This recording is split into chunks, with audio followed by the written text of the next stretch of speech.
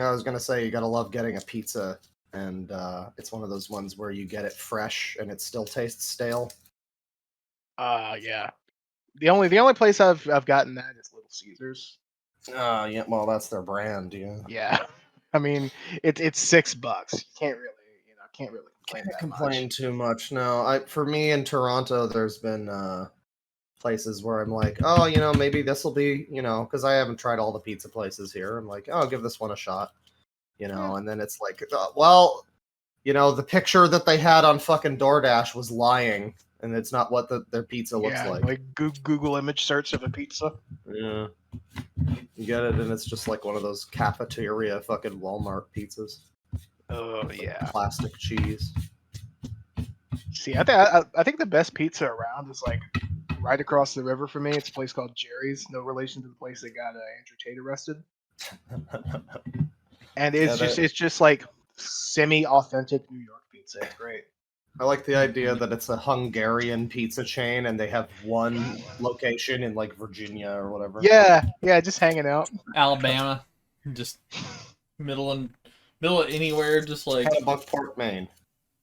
But it's kind of like how like the other place I know Tim Hortons here in the States is like Ohio. I mean, you say that, but they have it in. I know Vinny talked about it in New York. Bear goes there in Michigan. Huh. Oh fuck! Hey, Speaking of Vinny, I've been thinking about that fucking shitty ass accusations. Oh yeah, might bring that up just to highlight how stupid that shit was. Yeah, because I honestly don't know anything about that. Oh boy.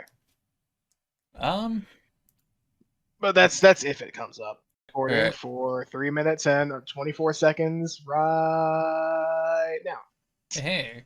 Oh, right. Dane, do you want to do the intro, or should I, or maybe Tristan? You know what? I'll you go this time. Okay. Yep.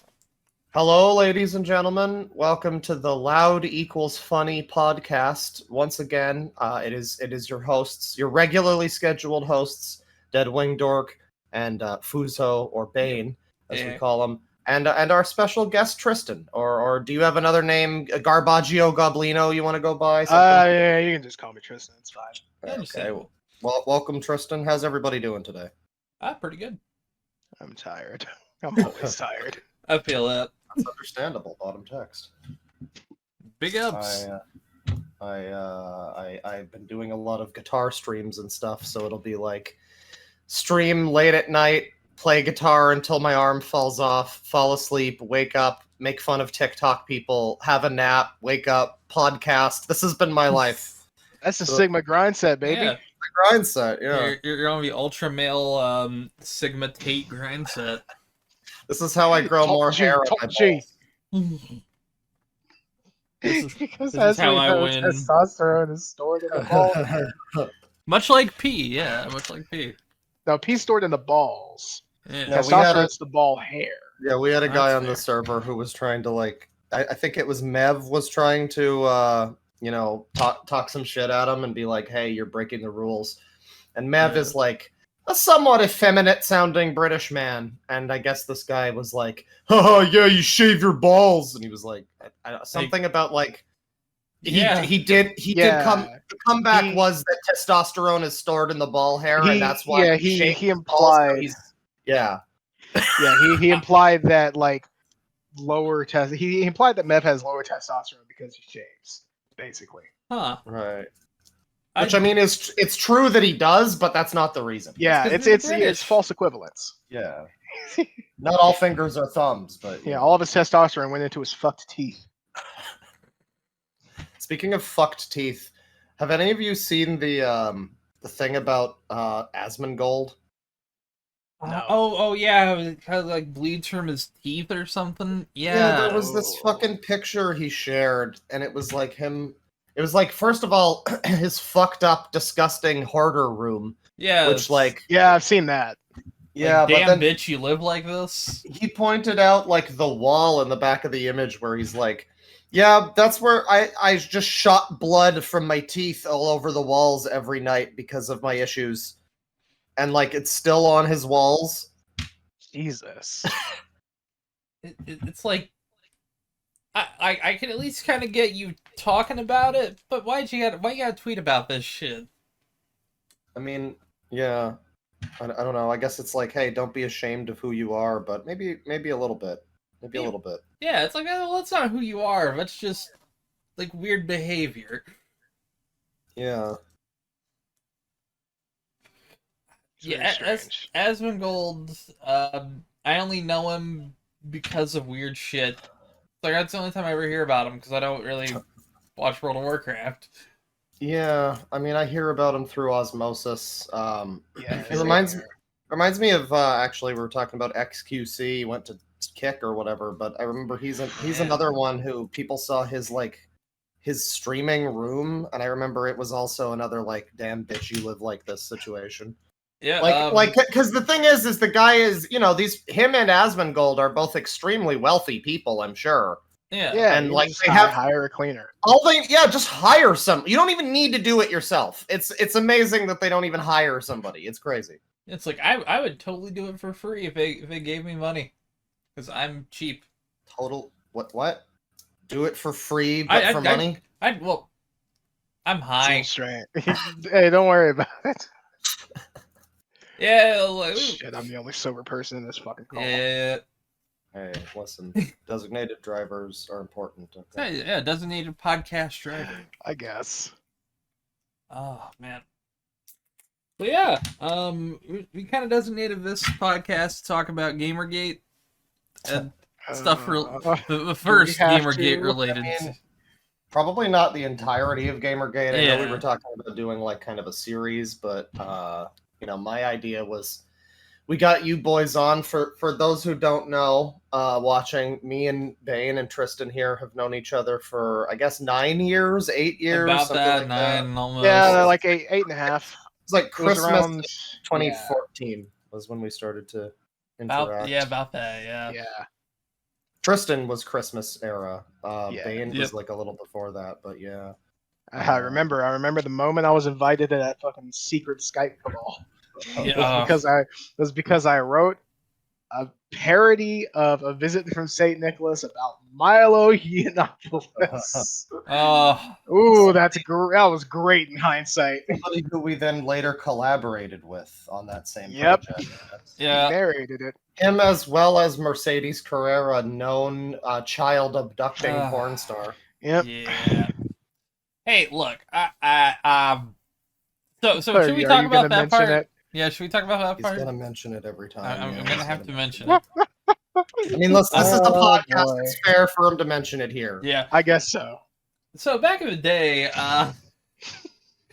we had I word this one. So Go ahead, Bane. Use your words. Use your words. Mercedes the Carrera. stage is yours. Mercedes Carrera was a porn star, and to describe what a porn star does, I shouldn't have to. So I'm not. But... Webster's dictionary defines. So, she also had open DMs, and I had mentioned to her that, hey, I have a penis, and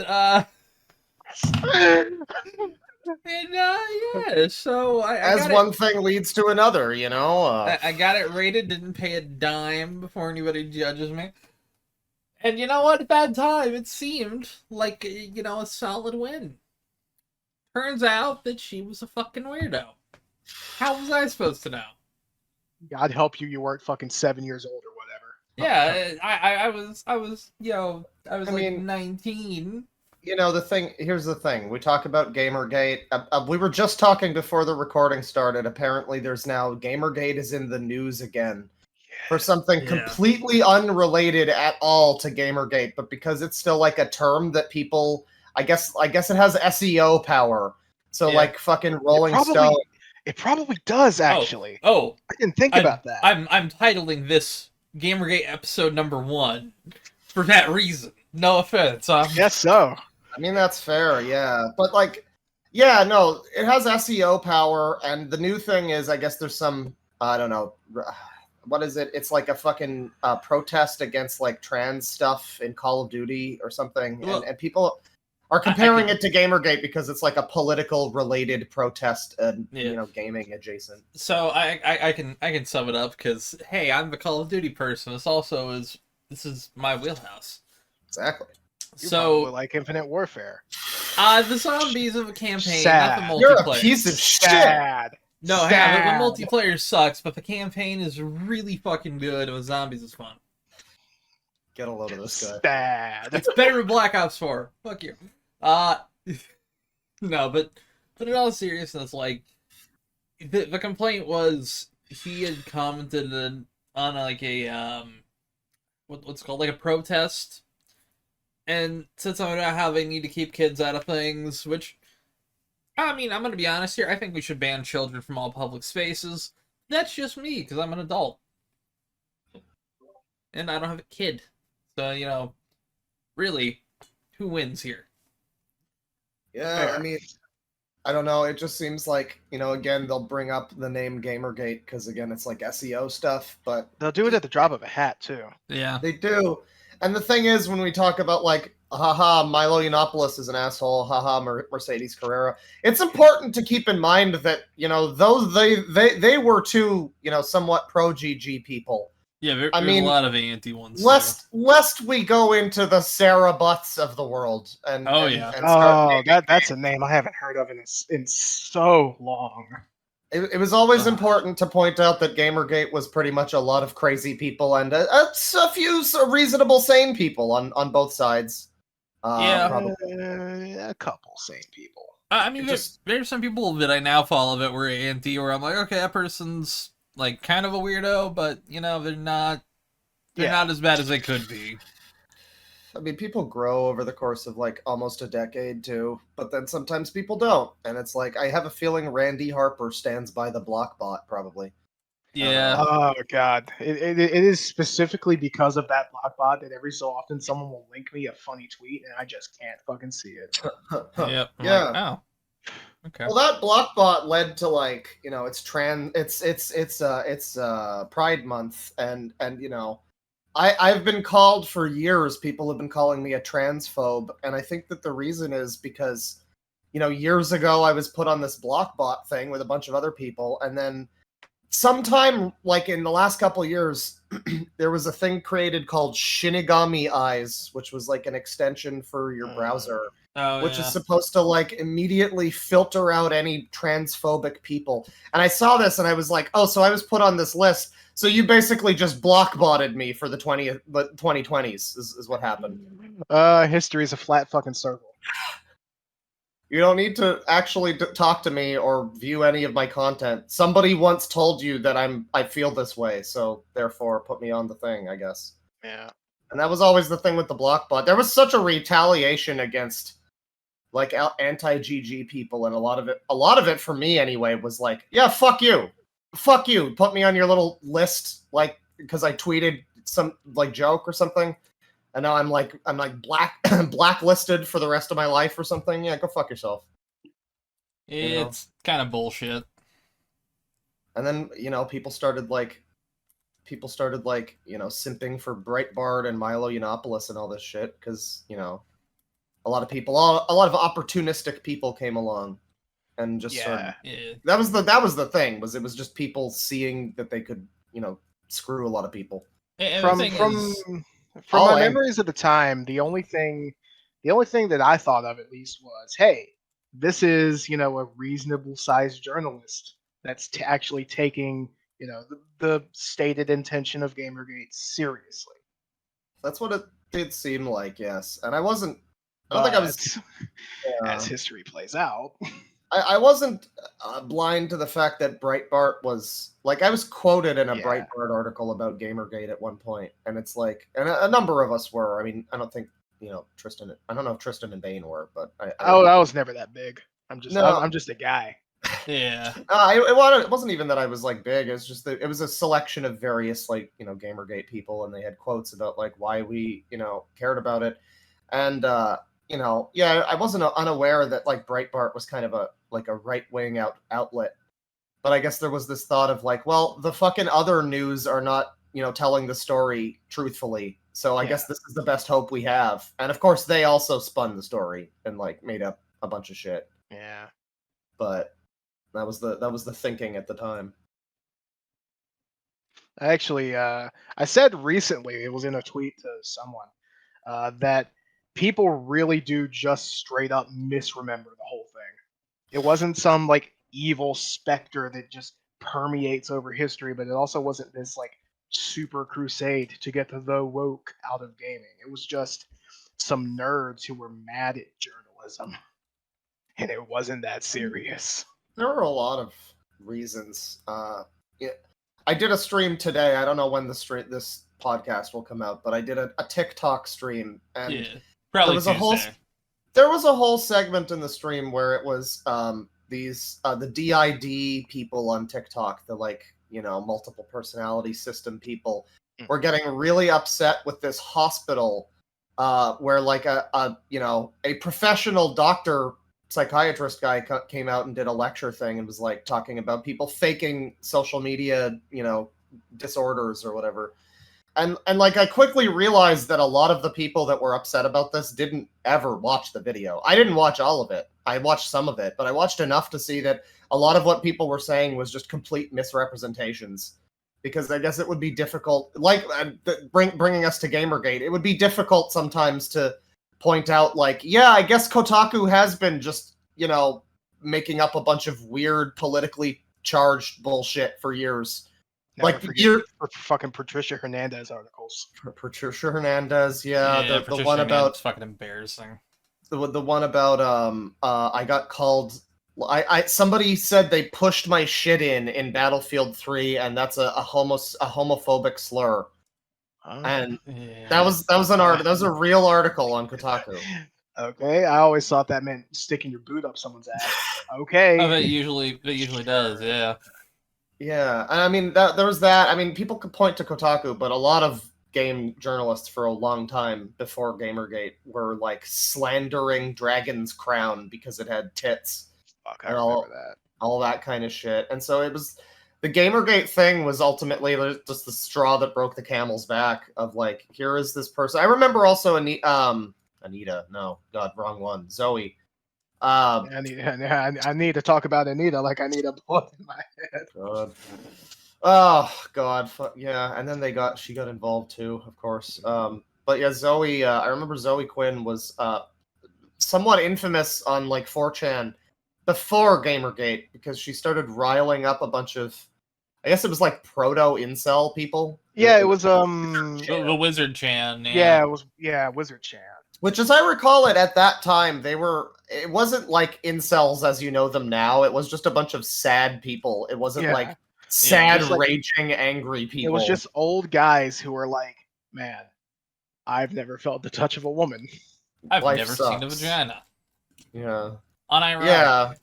And I mean, I don't know. I'm sure there was probably some bad stuff on there too. I'm not even gonna come out to bat fully for Wizard Chan, but it was just funny because I do remember she came up earlier in the year, and then that died out, and then months later, and all of a sudden, this horrible game that she made is getting 10 out of 10s everywhere, and there's articles coming out about how she fucked all these people, and then these websites all coordinated to lie and spin stuff, and the shit just rolled downhill basically. Yeah.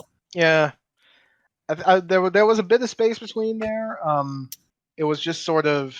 I think the main thing is that she made it free in honor of Robin Williams' passing, which that's fine. It's a game about depression, but that brought so much attention that it just sort of started snowballing. People were looking into it and seeing, that's a lot of that's a lot of positive reviews.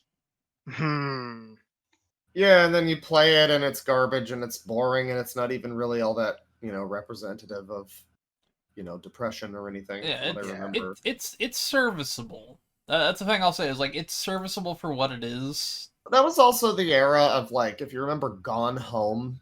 Yeah. It's another really not that interesting game, but it had some gay stuff, I guess. So a bunch of these Kotaku type websites were filleting this fucking game as if it was actually anything really all that interesting. But and again, meanwhile, shit talking a lot of actual good looking games that were coming out. and like, you know, real stuff that people cared about, it was like, well, there's like ladies in that, and they have tits, and that's illegal. Yeah, this got a is little illegal, absurd. you know. That was the whole era. Again, it was the straw that broke the camel's back. Yeah. It was like, we've had enough of this. We've had enough of, and gaming journalism has never been great. You know, like it was always those magazines back in the day were always like bought and paid for. Yeah. And if you ever look at some of like the early 90s, late 80s video game magazines, a lot of them straight up just like, here's a giant ad for this game, and then glowing 10 out of 10s all over the magazine. You know, that kind of thing. Yeah, it's like usually you only found like bad reviews when a game really fucking sucked. You know? Yeah, like I think the first one I saw, because I subscribed to Game Informer back then because I shopped at GameStop because I was a stupid kid. And the first one I saw with an impressively low review was Postal 3. Oh, you had deserved it.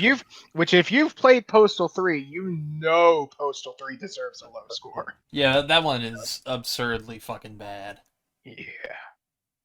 Yeah, I mean, there was, and like, I don't know if do either of you remember DriverGate? Yeah, Driver 3 fucking... The game was reviewed early, and they were promised... apparently the review cycle was, hey guys, we promise the game will be finished by launch. Just please look past these issues, we beg you. And turns out that Atari lied. Which, you know, that can be said about a lot of Atari's output. Atari lied. I haven't heard of that, but I do remember the Kane and Lynch thing. That was big. That was the other big one. Yeah, where if I remember correctly, IGN, I think, did a GameSpot. review. GameSpot. Yeah, They all blend together. So I know. Yeah. I used to be a GameSpot forums faithful back in the day. Oh no. Oh, I'm sorry, Claw. That was the era where I was like, okay, I can't use this site anymore. Ethics in game journalism, you know. Yeah, but GameSpot posted a negative review, I believe, of Kane and Lynch 2. It wasn't even. I think it was like a 6 out of 10. Yeah, it was something. Well, that was for some outlets, the 6 out of 10 is below. Yeah, but it was like not even actually negative. But of course, the whole site was fucking. Yeah, the entire site was plastered with Kane and Lynch 2 advertisements, and it was either the developer, publisher, whatever. Yeah, it was Eidos back when they were a publisher attacking them. Oh. That was a while ago. But they were not happy, to say the least. Yeah. Yeah, it was just a massive snowball of all these sorts of issues. Yeah, and a lot of the people who are in the game, you know, the games journalism industry, you know, would probably say that, like, well, don't attach, like, you know, the Kane and Lynch situation to Gamergate. Those are different things, you know. They kind of are, and you can certainly look at them as different things. I think the political angle of Gamergate is somewhat overblown, though. That's the mistake, is that it's not really about politics. It's about this person got a bunch of fucking positive reviews, and you people all like corroborated this, and this is all just a bunch of, you know, like corruption, and the politics element of, oh, we're attacking women, whatever, that was all kind of added to it. And then people within Gamergate and outside of it as well all kind of ran with that. Yeah. Yeah. That whole stupid fucking meme of, actually, it's about ethics in game journalism. Yeah, it fucking was, bitch. Yeah. Yeah.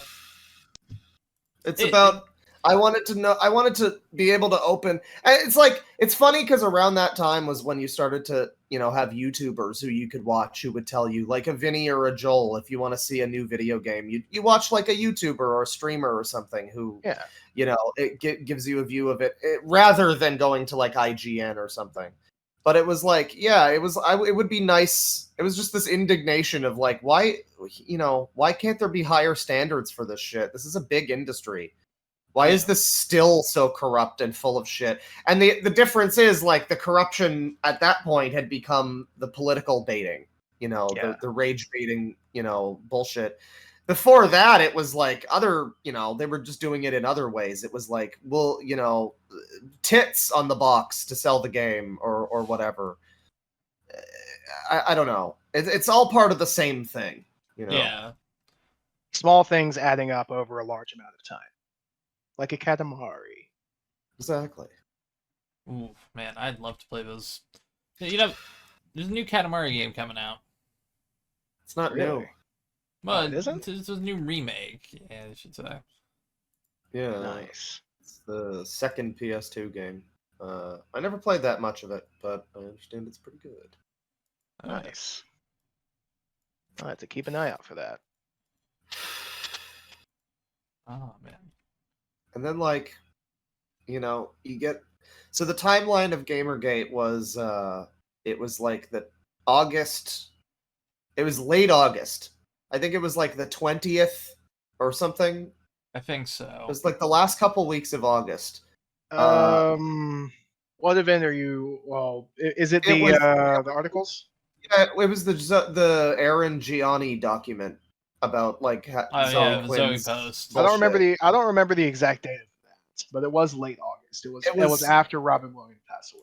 Yeah, it was late August, and then it was I made my Twitter on September 1st, and that was also basically the day that I stopped using 4chan, because we have to talk. Can we get into 4chan a little bit? We were all Chan people, right? Yep. Yeah. I spent a lot of time on the video game boards, the television. I'm kind of summing it up because we haven't talked about a lot of the board culture, because people aren't going to know shit about this yet. But yeah, I spent a lot of time on the television board. Yeah, about mostly that, Yeah, I was on the music board, TV sometimes. I used to do B. I think everybody used to do B a little bit.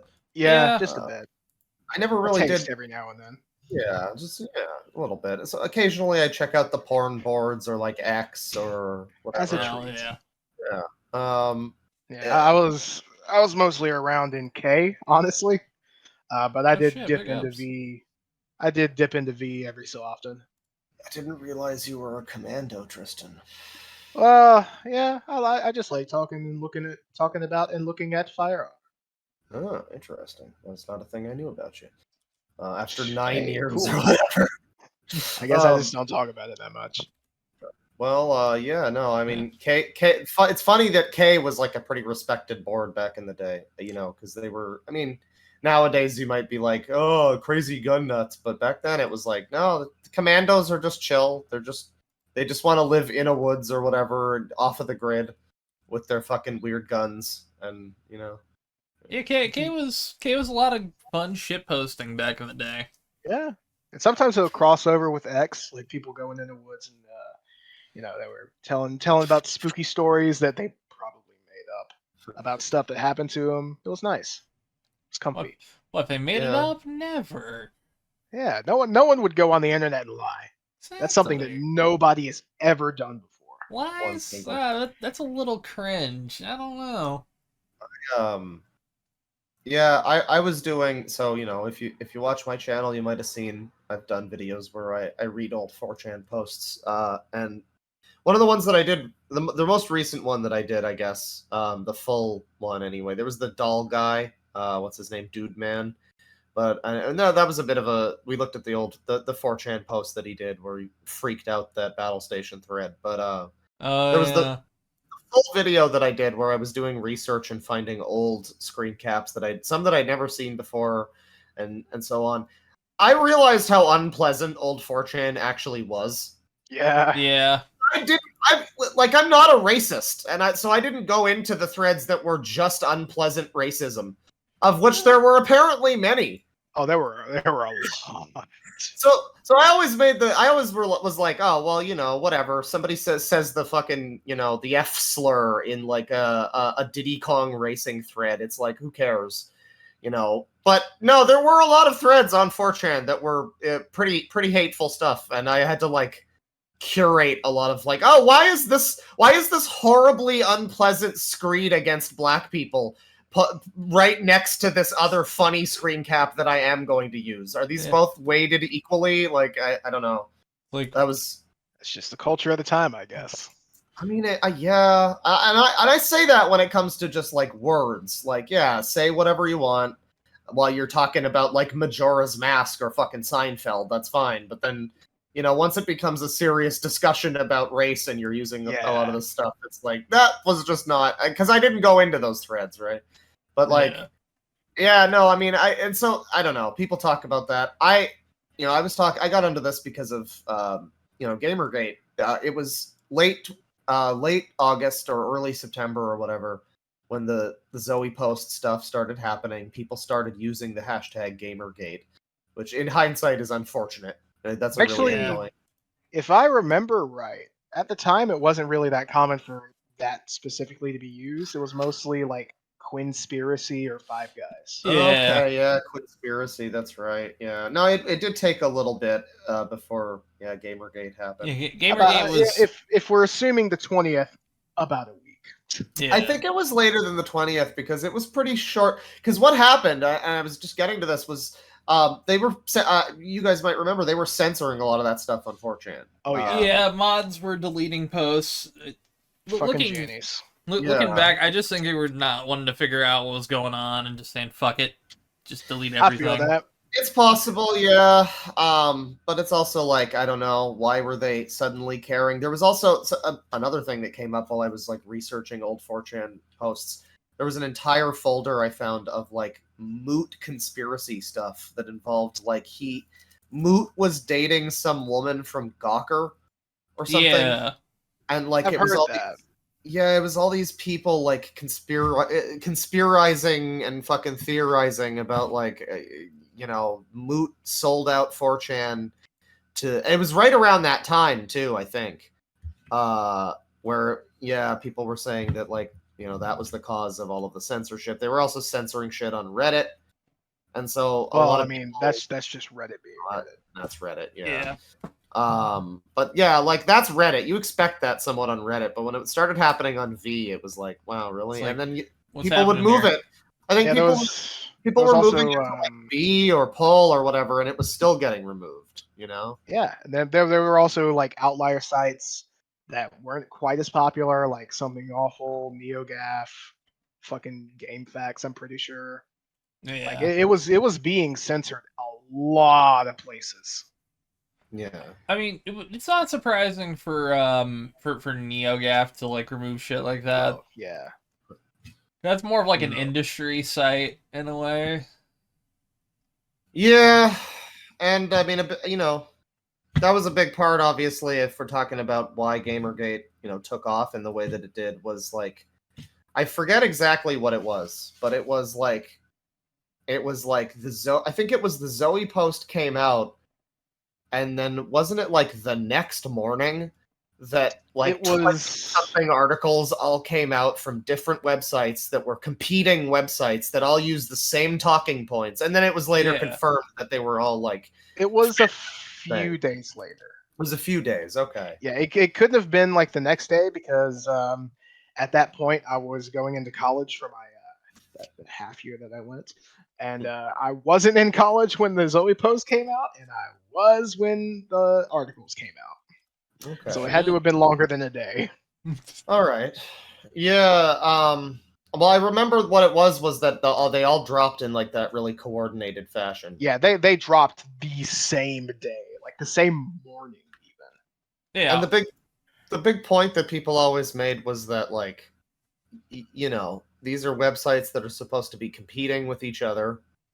They should probably not be trying to all spin the same narrative all at once. Yeah.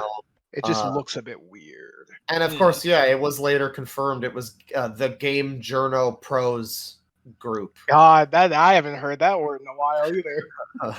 Yeah. There you go. Good lord. And there was a bunch of these journalists from various, Kotakus and IGNs, Polygons, whatever.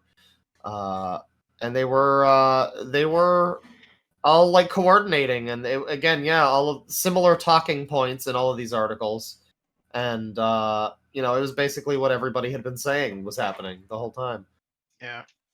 And looking back at it in a way, it's like, yeah, I kind of get that. It makes sense that like they would have groups in between companies for certain things.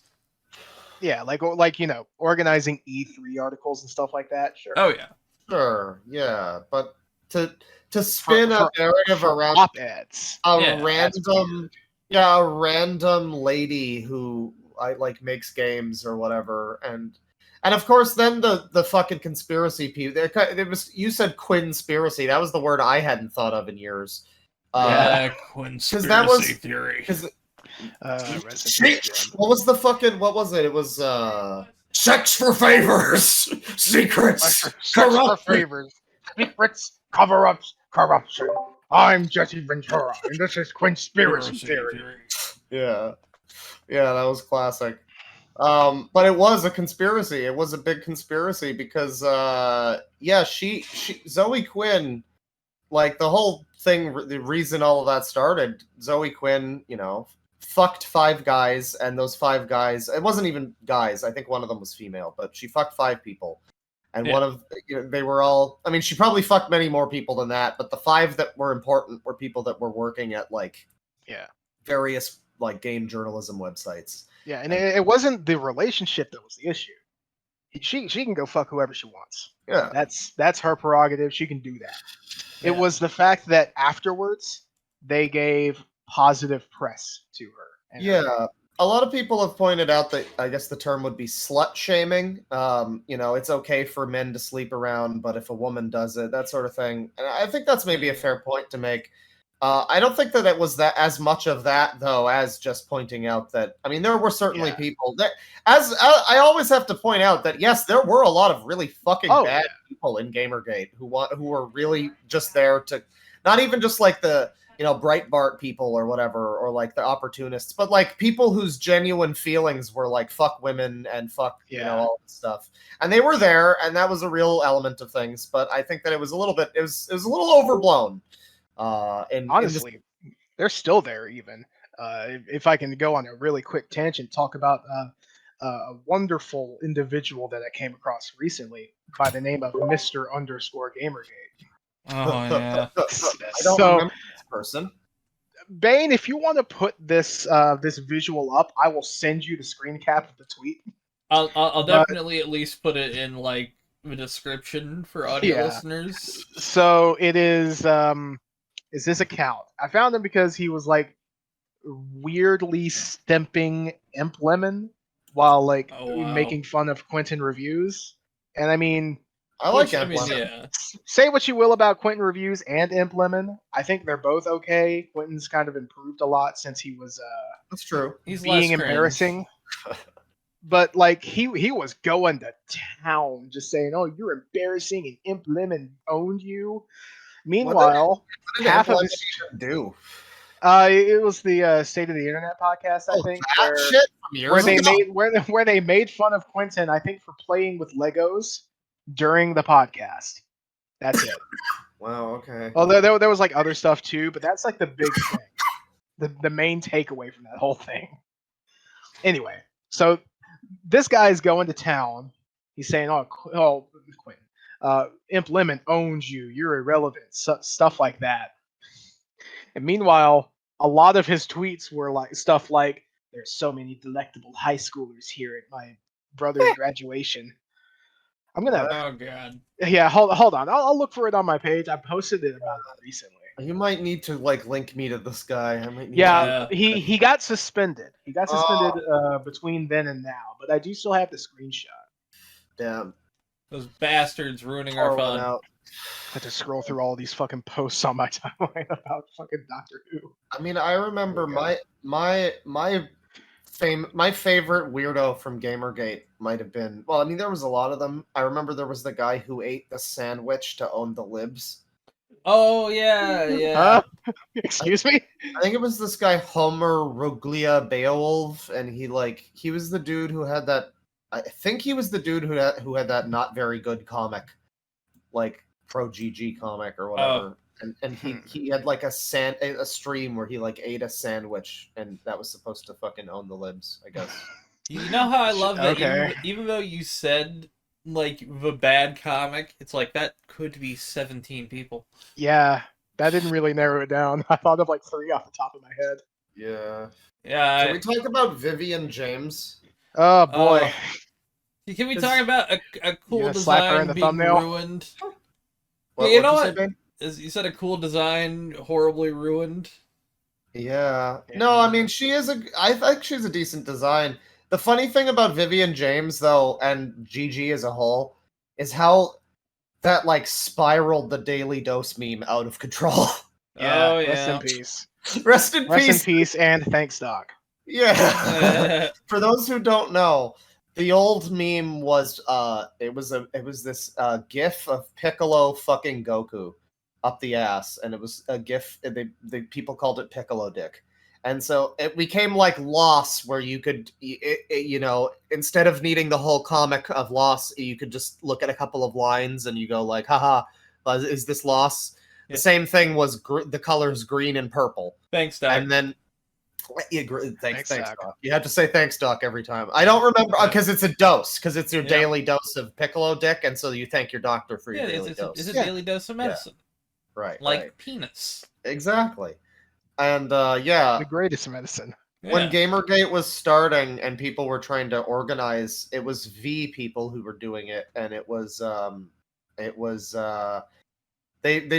still like the GamerGate logo, like the controller thing. I think that's a decent nice. logo. Yeah, oh yeah.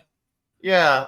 Whoever did that, I hope you have a career making logos now. I hope Genuinely. graphic design is your passion. Yeah. But similarly, Literally. Vivian James was also designed, and I don't know. I wonder if there's any credit known for the person who actually the original drawing of her. I'm not sure. I'm gonna look for that actually. I'm curious. Yeah, This is one of those things that I'd like to know. Yeah, Vivian James was put together as like the mascot for the thing, and I don't know why it was decided that she was like a red-haired girl. It was someone's fetish. Well, that's fair. Seriously? I mean, everybody. Listen, everybody was subscribed to Liz, so I think Yeah. But, Oh yeah. Yeah, No, no. she's still posting. It's she's pretty cool. She's going through some stuff with her family, in like school systems, and I don't want to repeat that just because they know my place. yeah. But Let me point out now that this is supposed to be for GG episode 1 here. We wanted to talk to people in the future, like maybe some anti-GamerGate people and why they felt that way, and how they feel now, and maybe some pro GG people. We have some friends from back then, and maybe some people who we weren't like close to, but maybe like there's some we'd love to talk to, some I'd hope to never see again. and some of those people know. I'm not gonna name them right yet. Maybe later. Maybe down the road. No, I don't see the point. I don't think any of the people that I specifically don't want to like ever talk to. I don't think any of them were necessarily important enough to like GG as a. Yeah. It's not like a slam against them. It's just like I'm talking about people like I don't know, some of the like heavy hitter big hashtag people that were like out there, like I don't know, like gaming and pandas or something. No, Panda's one that I'd love to get on. Because I still find his tweets funny. Well, it's like 4 people, if I remember correctly. There was multiple people on that Twitter. Let's not break kayfabe here, man. Okay. Not here. Yeah, but I don't remember like too many. Like, I don't remember. My role in GamerGate was mainly like my big claim to fame was I spent a whole like week or more. In one summer, I think it was the summer of 2015. I was just constantly dropping I'm gonna say really funny jokes about Randy Harper being really fat. I'd say some of them still hold up as being pretty funny. They were. I was hitting them out of the park. God damn it! Left and right. I don't ironically defend most of them. I mean, I don't remember most of them, so I can't actually stand up to them. But yeah, no. I mean, I didn't really do that much. I mean, we organized the stupid Christmas album thing, and that was embarrassing. Which, looking back, was like 3-fold embarrassments. Like, I mean, it was that's our porn past. We managed to put, that's we don't talk about when we were on facial abuse. All right, so real quick, I'm going to interject. I looked it up. Vivian James was probably designed mostly by committee, and they just had an artist like put it all together. I'm pretty sure it was someone at the Fine Young Capitalist that did it. Okay, yeah, it might have been. It might. Wow, yeah, Fine Young Capitalist. That's a because the origin of Vivian James was V wanted to show that it's not about women being in gaming, so they donated like a shit ton of money to a charity that helps women make Oh games. yeah, and then nobody ever talked about that ever because that was unfortunate. That didn't help the narrative. One of the incentives was to design a character, and basically that entire thread was just like, okay, let's agree on some traits, and the whole thing was basically just the average female gamer, essentially. Yeah, because it would mostly because haha funny, they would expect like someone with big fucking bazongas. Yeah. No, the Vivian James character is actually pretty good because she is just kind of an average person. She's not any kind of sexualized thing, and it's a good design. A lot of the people in GamerGate, you also have to get into hashtag Not Your Shield, which was I remember that. And I was part of that because disability factors into it, and so it was like hey, I'm I don't know, I kind of glommed on. I'll be honest, I was just like, whatever, I've got a disability, I want I want to be part of the. I mean, hey, finally be good for something, goddammit. Hey, listen, man, I gotta hand it to you. Yeah, I gotta hand it to you. You knew how to fucking capitalize on that shit. Gotta hand it to me. Yeah. I said that just to make that joke. But yeah, no, Not Your Shield was like a bunch of women and minorities coming out and being like, hey, please don't make this whole thing that's actually about how bad you guys are as journalists be about how like oppressed we are or something, because we don't support that. And yeah, there were a lot of women. There were a lot of women of color or what have you. There was this. I think still there remains this narrative that a lot of GamerGate was like the fucking WoW nerd from South Park. Yeah. Fat bald guy at their computer, and it's like, no, I'm going to just say there were a number of very beautiful women in GamerGate. Very attractive. Yeah. There were some handsome motherfuckers throughout GamerGate, goddammit. Yeah. And people that were put together and living their lives and I don't know, constant. There have been a couple marriages out of GamerGate. That's weird to fucking think about. No, like, so I'm a fan of Last Podcast on the Left, and once in a while, Henry Zabrowski will bring up like, oh, this is like the type of guy who was into GamerGate, and I'm just left to like roll my eyes because it's like, this is the enduring legacy. They wrote the people that write the journalism wrote the history books, and this is what people now think of. Not Your Shield just didn't exist to these people. It was all white men because that's more convenient, I guess. And it's like, I don't even begrudge. Like, it's not like fuck Henry Zabrowski. It's like that's just what people think, and it's like, why would you go out of your way to do extra research into this shit? I like you shouldn't. This is like actually genuinely, because it was 9 fucking years ago. And who cares? Yeah, it's really like who gives a shit? But it's also like, as someone who was involved in that wasn't that really wasn't the vibe, and it's a shame to be like, oh yeah, I guess people just think that now forever. It's unfortunate. Admittedly, you kind of like, I don't know how to describe it, other than we're kind of lucky though, because we weren't the fucking cringe ones, because admittedly people like Sargon kind of ruined it for everybody. Sargon, I tanked a political party at COD. Guys, I reckon we could get Donald Trump to tweet about GamerGate. God, Sargon. No, you gotta say it with the accent. I reckon we can get Donald Trump to tweet about GamerGate. Wasn't Jim on that and he was just laughing at him the whole time? Yeah, he came in later. I'm pretty sure that was the stream that got Jim to say, no, fuck this. Yeah, because he gave up on Gamer, and that's fair. He really should, because I think he recognized. He saw the writing on the wall. Well, he recognized that it was at that point just a bunch of people trying to advance their careers or whatever, and and then a bunch of idiots. Like, And now I'm sitting here with two people who have careers that started in GamerGate. Well, hey, yeah, we didn't fuck 'em, start bro. from GamerGate, which Yeah, admittedly we should have. Looking back, we should have. Yeah, it would have been best, but Yeah. I don't know. I was content to just be making jokes or whatever, stupid song parodies and I stuff. feel that. See, there's some people that came out of GamerGate that were normal.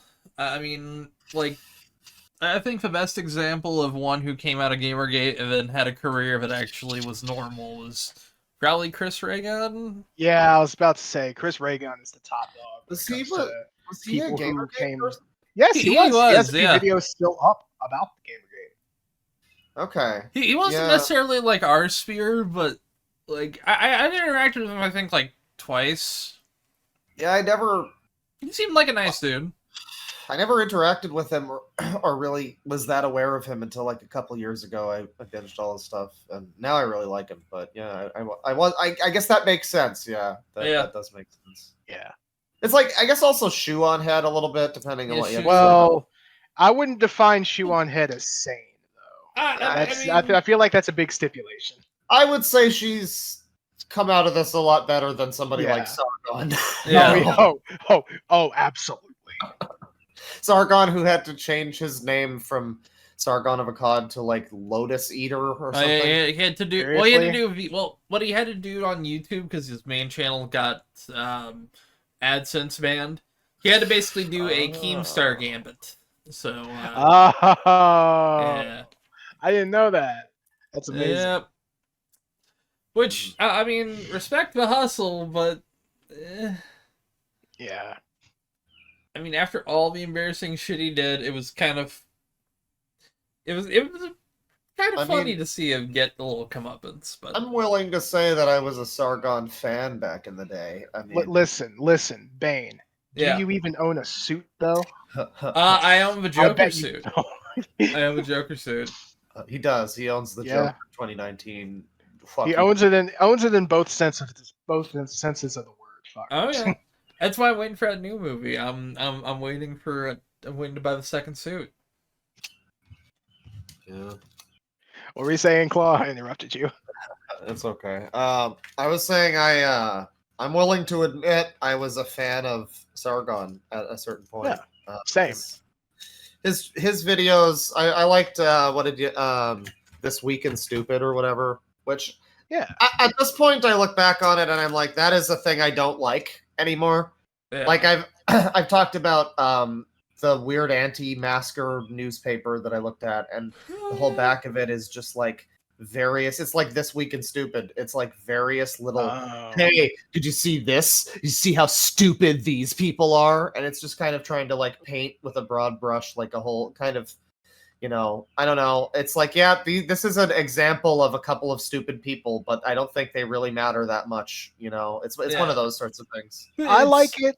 I like it if it's like done well. Like the Chris Reagan's recaps are like the primo example. Once again, Chris Reagan setting a bold example of decent.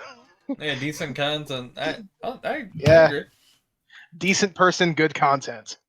But like, if it's just, hey, here's an article. Isn't that dumb? Here's another one. I'm minimally editing this. That's rough. Well, that was what a lot of people were doing. That was what Mundane Matt basically did. We were talking about him before we started. Oh God, Matt fucking Joe. Yeah. Matthew, Polly for Polar Bears. What was the Boulder King himself? What was that? Okay. Hauling boulders with his son. What was it that he was actually doing? Oh, he was copyright claiming people's content. Oh yeah, and he said he couldn't do it at that moment because I was going to get boulders with my kid. Actually, I should. Looking back, it was flagging content. Flagging content, but a lot of things got flagged and got taken down because he's partnered on YouTube, or not partnered, but he's got a big enough subscriber base. He's got the YouTube contact, Yeah. I remember that one stream where everyone was just saying, "Hey, show us your report history," because you can do that, and Matt was just like, and he stalled for like 30 minutes, I think. About 30 wait to a minute, 45. Matt, Yeah. no. It was some Wait a minute, substantial man, amount. No. Yeah, that was. Oh, which now Matt has sort of flipped it on its head a little bit because of Ethan Ralph's complete utter fucking stupidity. Yeah, it's not easy to it's not easy to lose Yeah. to Ethan Ralph. We could talk about Ethan Ralph for a little bit, Claw, because we both have had a long history of interactions with that fat cunt. Yeah, you know, I was on like one of his very early streams, maybe 2 of them. Yeah. Early on in GamerGate, he was a guy who ran a blog, The Ralph Retort, which I think was always referred to by other people as the Ralph Report. But yeah. I remember that. But yeah, he ran this blog, and I don't know. Yeah, it was one of those things that you read because it was pro Gamergate, and just kind of like it reinforced what you already believed and kind of made fun of people. Honestly, even back then, I didn't like the Ralph Retort. No, not. It was. I didn't vibe with it. It was a little too. I don't know. I guess he thought he was a little too funny. Yeah. That's been his problem for a very long time, is he thinks he's a little too funny. Yeah, I don't know. You know, he seemed like an okay guy back in the day. And we like I say, I was on like an early stream with him. And you know, we followed each other on Twitter or whatever. And then I remember around the time when people started making Ralph raped and murdered a girl behind an Arby's. Yeah, that jokes. fucking meme. Yeah. Where were you in 1995? Yeah. It was 1998, I think, wasn't it? No, I'm 95. Sure it was 95. It was 95. Okay. Yeah, I think all I did was retweet one, and he blocked me on Twitter. And so ever since then, I just was like, okay, well, fuck this guy. And it's like, all right. It was just like, it's just a silly joke. And like later on, I remember I watched his like, you know, kill streams or whatever at one point. Yeah. Not too much. He was a decent like stream host guy. He was pretty good at what he was doing until he kind of went off the rails with it a bit. Yeah, which that's something so baffling where it's like you had a working formula. All you had to do was just rake in fucking super chats. He fumbled the bag. Yeah. And now he's spiraling down in Mexico. I mean, yeah, I don't know. He's a dude who always seems to want for, you know, attention and things happening. And I guess when you're like that, you're never really wanting for attention. Me reaping, ha ha ha! Fuck yeah! Me sowing. Oh fuck! That actually reminds me.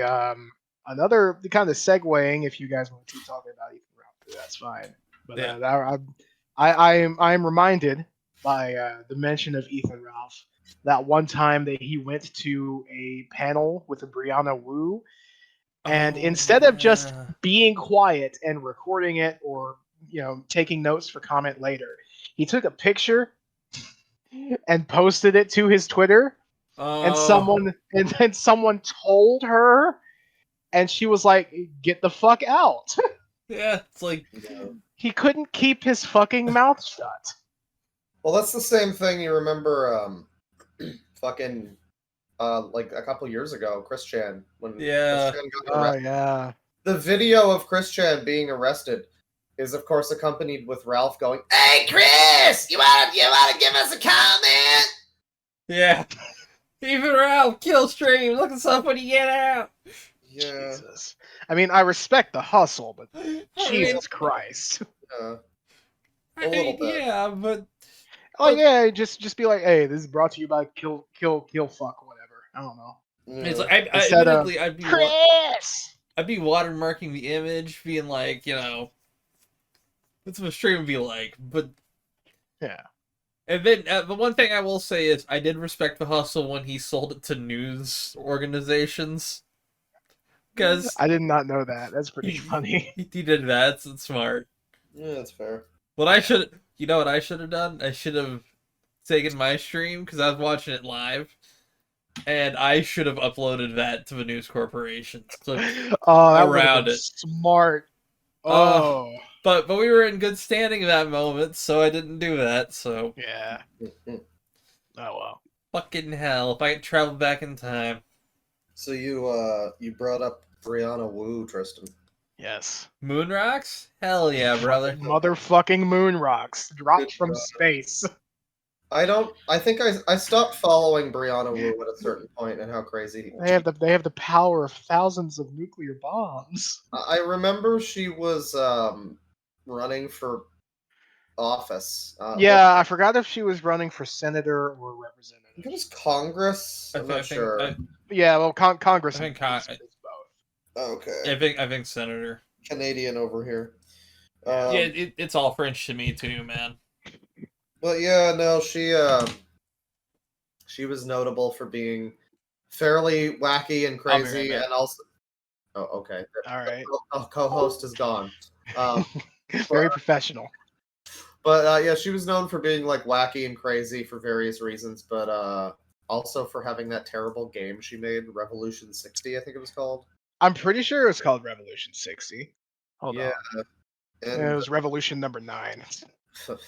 It was like really it was like Bubsy 3D if it was human. Yeah, I love it because all the GamerGate, like anti-GamerGate people were like, oh well, this is they're just mad that we don't like objectifying women. And meanwhile, you look at Revolution 60, they look like fucking Barbie dolls in more ways than just the proportions too. Yeah, it's pretty fetishized, and I mean, and listen, I mean that if she wants to make that, that's her prerogative. But it's just strange that they were also up in arms about sexualization, and then you have this. And I mean, talking about it, I think I have to address the elephant in the room. We're talking about Gamergate and talking about Brianna Wu, and you saying she. There are going to be people who come along who are thinking they're funny.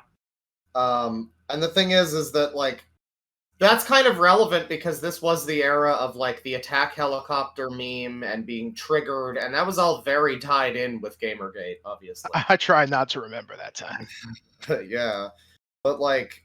I don't know, a lot of the damage that was done to the trans community, if you want to put it that way, like, just like all these fucking crazy people and like all this nonsense that, Brianna Wu, like, would spout, and it was like just these, no, we have to protect them. Like, no, we could just say that she's crazy.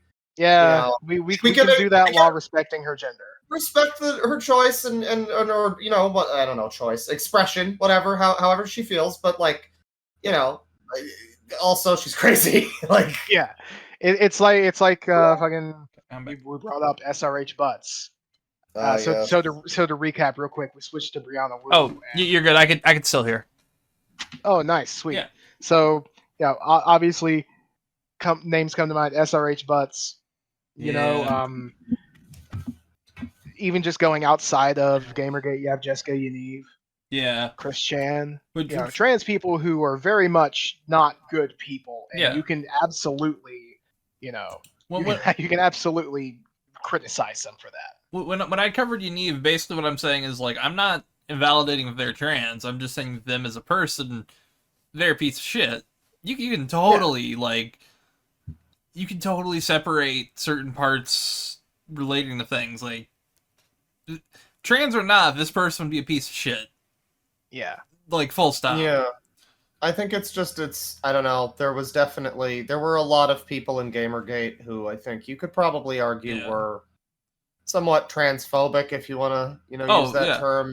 And I mean, that was also early, I mean, that was the early internet version of, like, getting into trans culture, yeah, that was right around the time that was becoming like that was no longer a punchline in a Family Guy episode. Where it was more explored, right? It was becoming more increasingly accepted. Yeah, and I guess at the time for some people it felt like just another thing to have to I don't know, accept or something. Yeah. I don't know. I just know that people are going to come along, and there's definitely going to be this will be a heated comment section probably, which will be interesting. Yeah, that'll be real fun. Enjoy that, Dane. I will. Yes. I mean, hey, it's all engagement, so Yeah. Oh, You win either way. Well, Bane wins either way. I should make an announcement. We do have an official website. Finally. Oh shit. Yeah, it's loudequalsfunny.com. I'm going there right now. It's really default currently, but it's something. I should point out, by the way, that Tristan here is the person who designed our wow, that looks like shit. It's completely original logo. It's not based on any existing property. We have no idea what you're referring to. Very much original. Not based on anything. If it was based on anything, I think we do have 9 variants based on each of the seasons. I think actually I went a bit ham. Okay. Also, Tristan, I saw your comment, and I'm going to just say yes. All right, sweet. I'll get to work on that once we're done. Fuck yes, brother. Oh, nice. I like that. But yeah, no. Hopefully, we're going to be expanding that a lot more. Also, regarding Patreon or something, we're just doing a little housekeeping right now because I haven't caught anyone up on anything because I've been lazy. So yeah, there'll be a Patreon around episode 5, just because I want people to be possibly invested before they pay. But everything they're invested. Well, I mean, yeah, it's like you get 5 episodes in. But I'll introducing it just late enough to shortchange me. But I'll say this: it'll be like the top tier will be $2 a month. Everybody gets pretty much everything. That's cool. Oh yeah, that's fair. Although, if you do want to do like stuff like other podcasts do, I would recommend maybe like a higher tier where you like read out messages and stuff. I think obviously you'd have to vet them.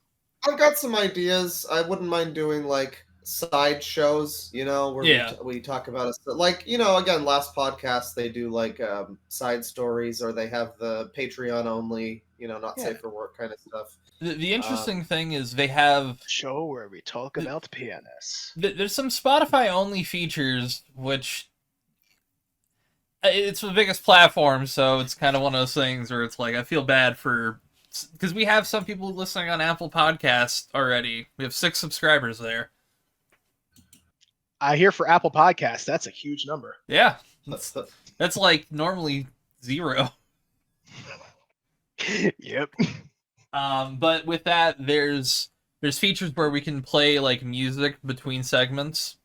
So we can do like hey, this is from this game, this song fucking rules. Which Claw has a lot of music focused streams. That makes sense. I like a lot of video game music that I could introduce people to. That's something.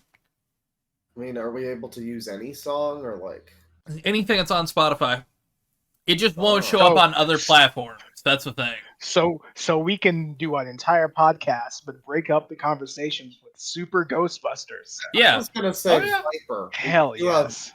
Themed podcast. If Viper's on Spotify, oh my god, he is. Oh my god, I know. Kill Yourself, My Man is on Spotify. Real Cowards Don't Even Smoke Crack is on Spotify. I gotta start a stream with Kill Yourself, My Man. Okay, it's not a song. There is no song on that album named Kill Yourself, My Man. Oh, dang. Yeah. But the Yell Cowards Don't Even Smoke Crack. Yeah.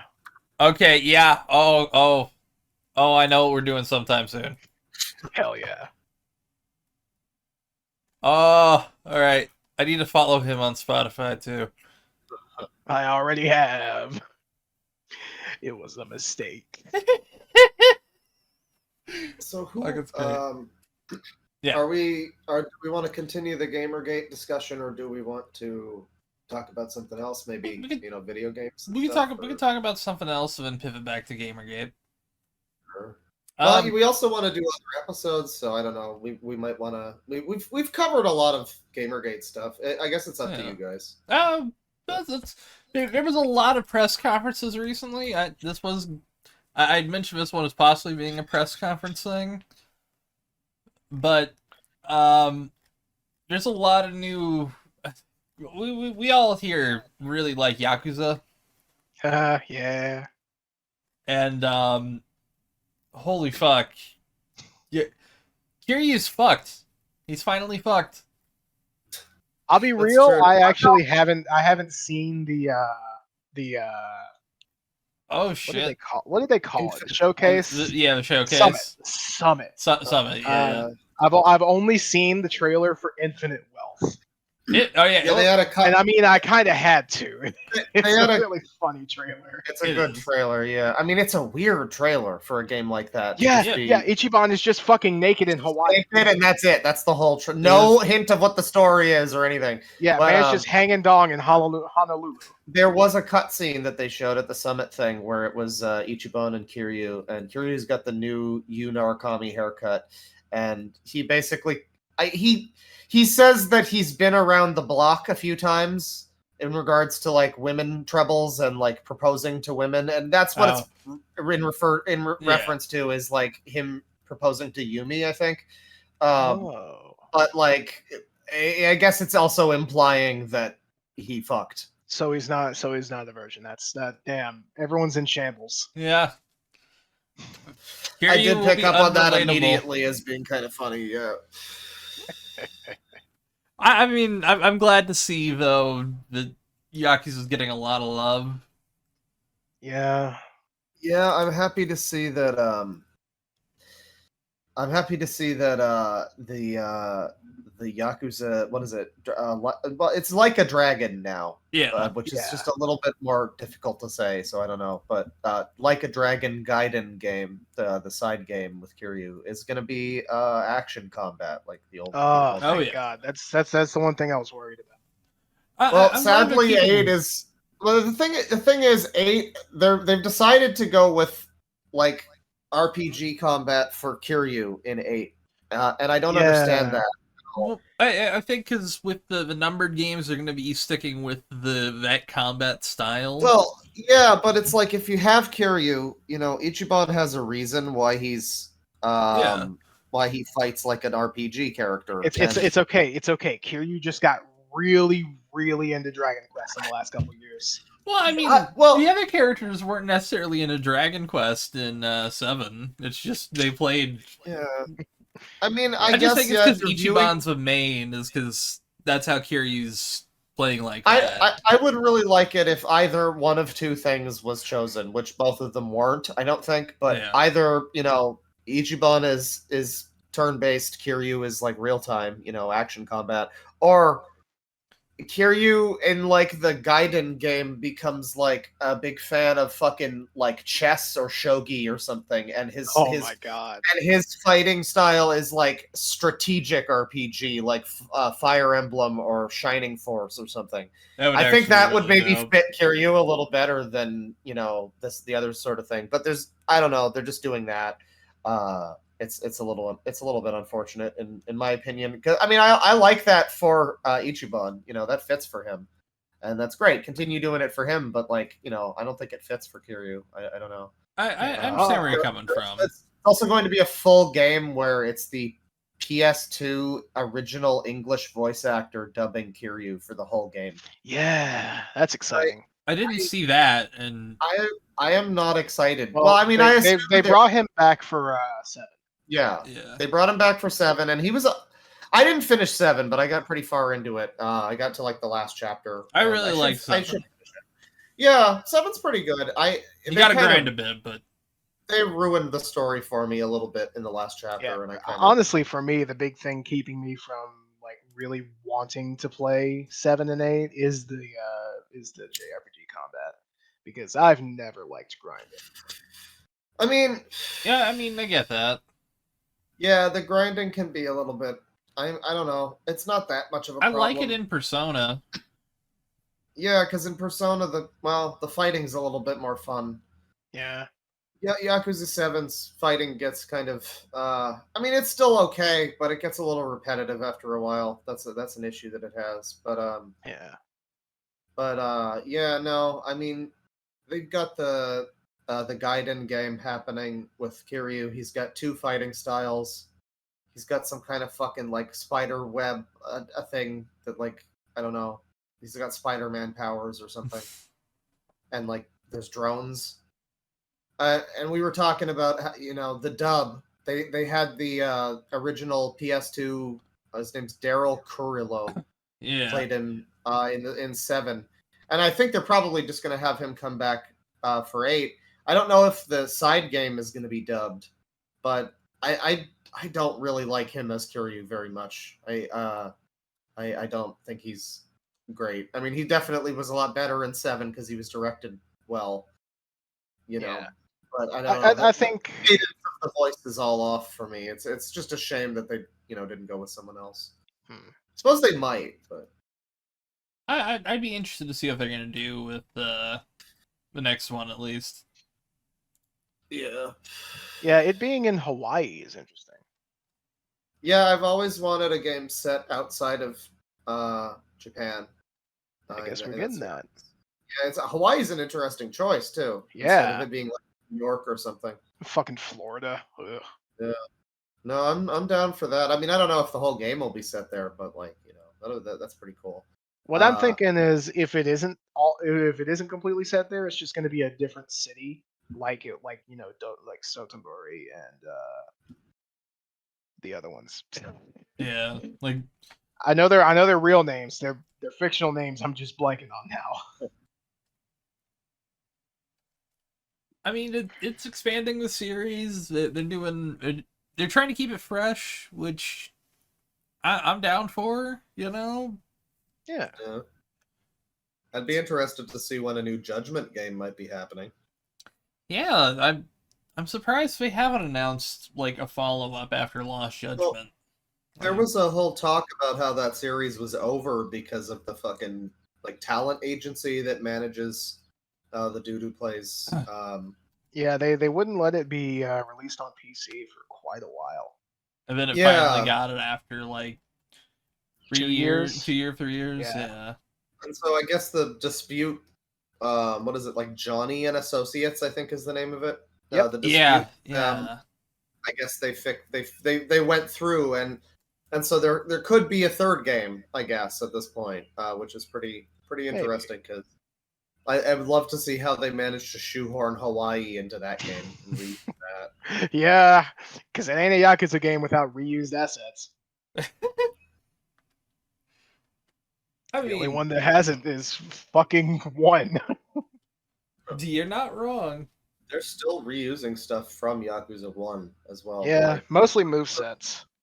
Some of the animations and stuff, like some of the NPC, those classic like NPC, side story cutscene, like the one that where they'll like nod their head a little bit and then pump their fist. Pump the fit. I don't know what that is. Yeah, I don't know. I always like that one. Like a victory screech. Not even that. They're not even like raising their fists above their head. Their fist is like on level with their elbow. Not elbow, sorry, shoulder. Yeah. Yeah. Yakuza stuff. I guess Tristan's not into Persona, but there was a Persona 3 remake thing. Oh, yeah, I've heard about that, but I've also heard that it's basically just a full like a straightaway. What the fuck words mean? Yeah. It's just like a flat port of like the PSP game, I think. Well, no, what it is enhanced graphics. No, what it is basically a full-on remake of the original game. It's like the PlayStation 2 game. Oh, and it doesn't have the extra content. Yeah, it does not have FES or... No, apparently it has elements of FES as part of it. It doesn't have the narrative content. It doesn't have... It doesn't have... it's probably not going to have the thing called... I don't know much about it. I haven't actually finished the answer. Yet. It doesn't have the answer, I don't think, but it might have elements from that, and it doesn't have the FemC stuff from the PSP game. Yeah, it'll have the gameplay changes and that might be a DLC thing people are thinking because I'd assume it seems like they're it seems like they're it seems like they're getting rid of the anime cutscenes. So if they wanted to like redo the cutscenes but with the FemC instead, they could maybe do that. It's basically Persona 5 but 3 instead is what they're making. And it's in Unreal 5 as well. Yeah. Interesting. Speaking of DLC, Ooh, I'm a yeah. big fan of Resident Evil, Oh shit. and fucking Capcom, they had a presentation recently. Oh yeah. And I think the one thing that everyone was fucking expecting was at the very least an announcement of the separate ways side story from Resident Evil 4. The one that's been in every single port of it past the fucking GameCube. People expected at least an announcement of that. Oh, is that the as a DLC? The Ada Wong. Ada Wong. Yep. Yeah. Didn't get it. Yeah. They didn't fucking show it. I mean, they showed Apollo Justice Trilogy. That's cool. I mean, pretty dope. Yeah, that's cool. I liked watching the Exo Primal bit. Where the fuck separate ways at? I mean, it might still be coming. That did just come out like a few months ago. Well, fair, but also at least announce it. I think it's coming after VR. Yeah, that's fair. Honestly, I think my real big complaint with the Resident Evil 4 remake is that it launched with less content than the GameCube original. Because the GameCube original had Mercenaries built in, and that came like a week after launch with this one. And it had Assignment Ada, which wasn't great, but it was something. I mean, I will admit, the one boss fight they removed, I was perfectly fine with them removing. Honestly, I liked the boss fight, but I understand why they removed it. It kind of came out of nowhere. It was kind of like, it felt slotted in, you know? But guys, don't think the remake was soulless? Oh my, yeah. In small bits, yeah, it was. But I do think that for the most part, first of all, that video was absolutely deceptive. And for the second part, the things that they improved upon, I do think, at the very least, make it as good as the original. Although they're very different experiences. Plus, I kind of like Ashley and Leon's interactions in this one a little more. Yeah. Plus, also, of course, the model. But of course, to counter that, the interactions between Leon and the enemies kind of suck a lot. But then to double counter that, fucking Luis, man. Yeah. But then to counter that, you have Ada, who sounds like who's played by the movie actress. Yeah. Which I mean, every time somebody gets criticized for a performance, you have to see the videos that come out that say, "Stop harassing this person!" To be fair, she did get a lot of harassment, and that sucks. But also, I mean, I'll say this, because she actually played her in the movie that came out recently, and she looks like Ada. Yeah. Why they got her? I mean, voice actors are not actors. I mean, not in the same way. They kept the same face model. Right. Same face model, and then because the actress actually, the actress from the film, is also doing the voice acting too. Really? Yeah. She was fine in the Resident Evil 2 remake. What the fuck? Different actress. It's actually a different actress. Am I racist? They look exactly the same. Hold on. No. It is the same. No. You're actually right on the face model, but voice actress changed. Okay, yeah, that's what I was talking about. You are correct on the face model. That's what I was talking about originally. Sorry, my bad. I just want to point out, by the way, in regards to voice actors, Yakuza 7, the guy that they got to play Saejima in the English dub looks exactly like Saejima. Oh, I have to see this. I think his name is Ron Yuan. I'm not sure, but he looks exactly like Saejima. Like, they could just put him in in the parka and bulk him up a bit, and it's perfect.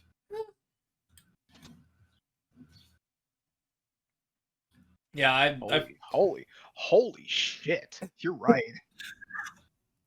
He may have been the guy. Because I actually think they did lip sync with English dub in that game.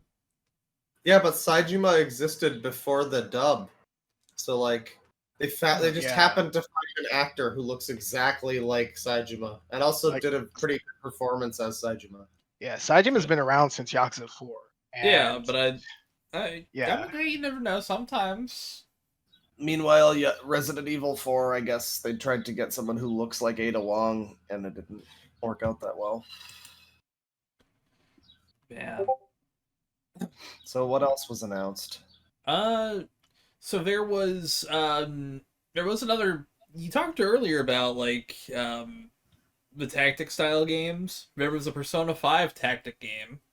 Yeah, nobody cares about it because of the Persona 3 remake. I mean, I'm interested. I liked Persona 5 Strikers. I'll play a side game. I mean, you know, I like that there will be more music, and you know, Oh, yeah, good, better remixes. Hopefully, you know. Yeah, I don't really like tactics games in general. You know, there's like the Mario and Rabbids, maybe those are kind of fun, but like, you know, I don't. That's not my bag generally. I liked the Triangle Strategy recently. That was really good. I think I mean it. What's unfortunate, there's the Persona 5 phone game that's coming out, which looks really good, actually. It looks really good, and it will probably be great, except for the fact that it'll be a slot machine that I throw money at, Mm-hmm. Yeah. So I won't play it. Like, oh, I'm gonna be burning like $100 to play with fucking Mara. I miss when you couldn't fucking lose track of how much money you spent on a game.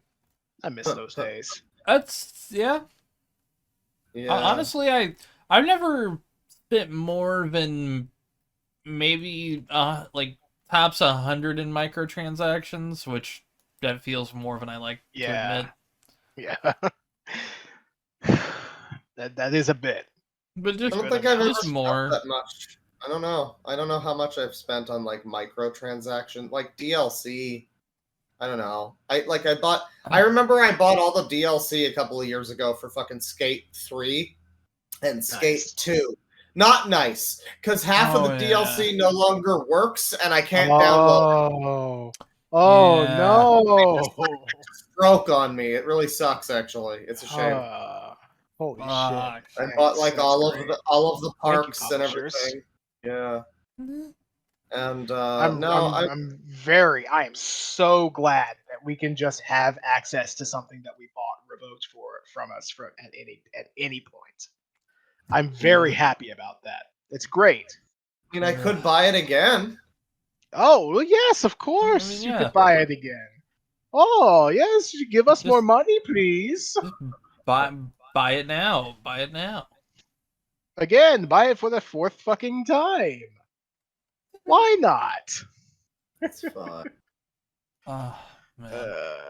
I'm trying to pull up everything that's been like announced, but well, on the subject of Persona, there was also the other new like fantasy game. Project Metaphor or something. I don't know. Metamorphosis or Metamorpha Pre-Fantasia or something. Some weird name. Metaphor is what it was. Yeah, Metaphor. Yeah, and I don't know. Fuck, I just said there. But... It's basically Persona, but in like a fantasy world. And I mean, I guess that's interesting. I don't know. They have a calendar with fake day names. Like, I think it was Flames Day. So that's cool. Yeah. We're gonna have a date. I'm gonna have a date at the fucking, ice cream shop on Flames Day. I mean, if Elder Scrolls can do it, why not? I guess so, yeah. No, I mean, it seems interesting. The concept of it is, like, the start of the trailer was, what if our world is their utopia? It reminds me of... God, that's gotta be a shitty world. God. Yeah.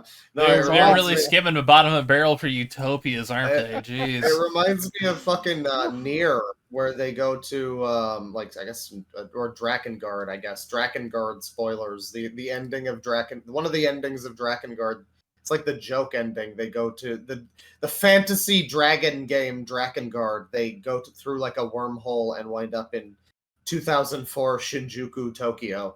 And your dragon, as you pilot it, gets shot down by the Japanese Air Force, and then that leads to the Nier series. So I guess that's like the reverse. Their world is like, I don't know. It's a whole thing. But yeah, it's an interesting looking game. I'm sure I'll buy it. And don't worry, Tristan. I think that's the end of Persona talk. So there you go. Yep. Okay. Yeah. Personally, besides like Ace Attorney and Yakuza, there really hasn't been anything interesting to me announced. There's Metal Gear. Yeah, there's the Metal Gear. Metal Gear fucking triangle. Delta. Yeah. Why not? Starfield looked really good. I still haven't watched it. Yeah, same. I don't care. But I saw the Adoring Fan. That's funny. Starfield is a game that I will probably buy eventually when it's $5 and I'll play it. Yeah, it's on Game Pass. Starfield's a game that I'm gonna buy for the mods and only for the mods. Yeah, so it's on. Well, can you mod the Game Pass version? Probably not. Actually, no. Bethesda has their own launcher, modding platform.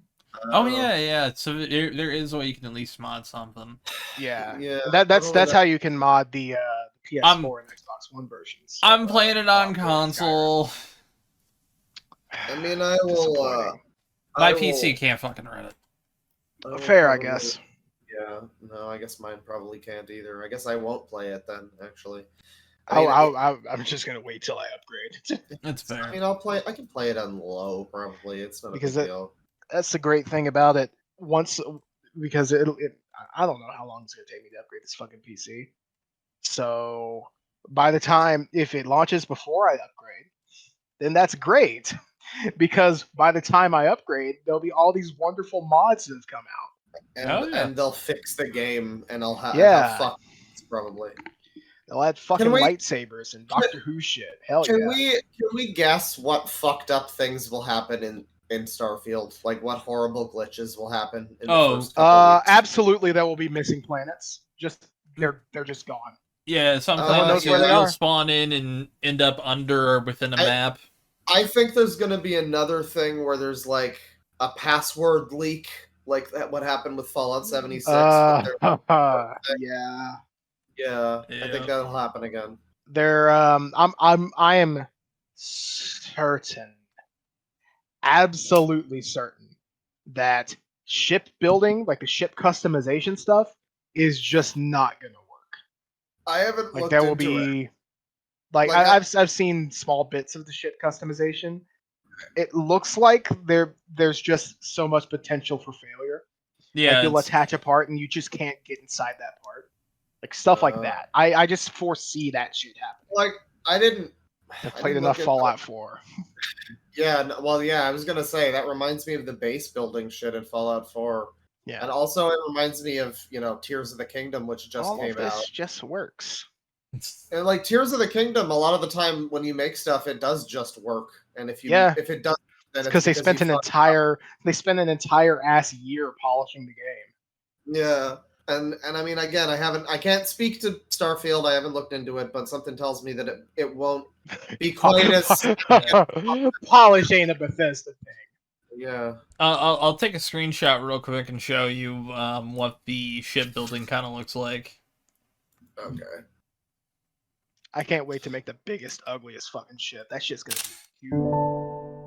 Not even a cool Borg cube. It's just gonna be a cube of fucking packing crates. Here we go.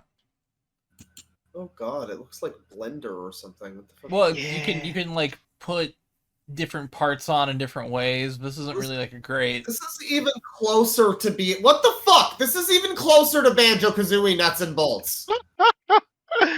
Hell yes. It kind of is. Can I make a ship? I am so looking forward to the narrative that people are going to say that Banjo-Kazooie wasn't so bad.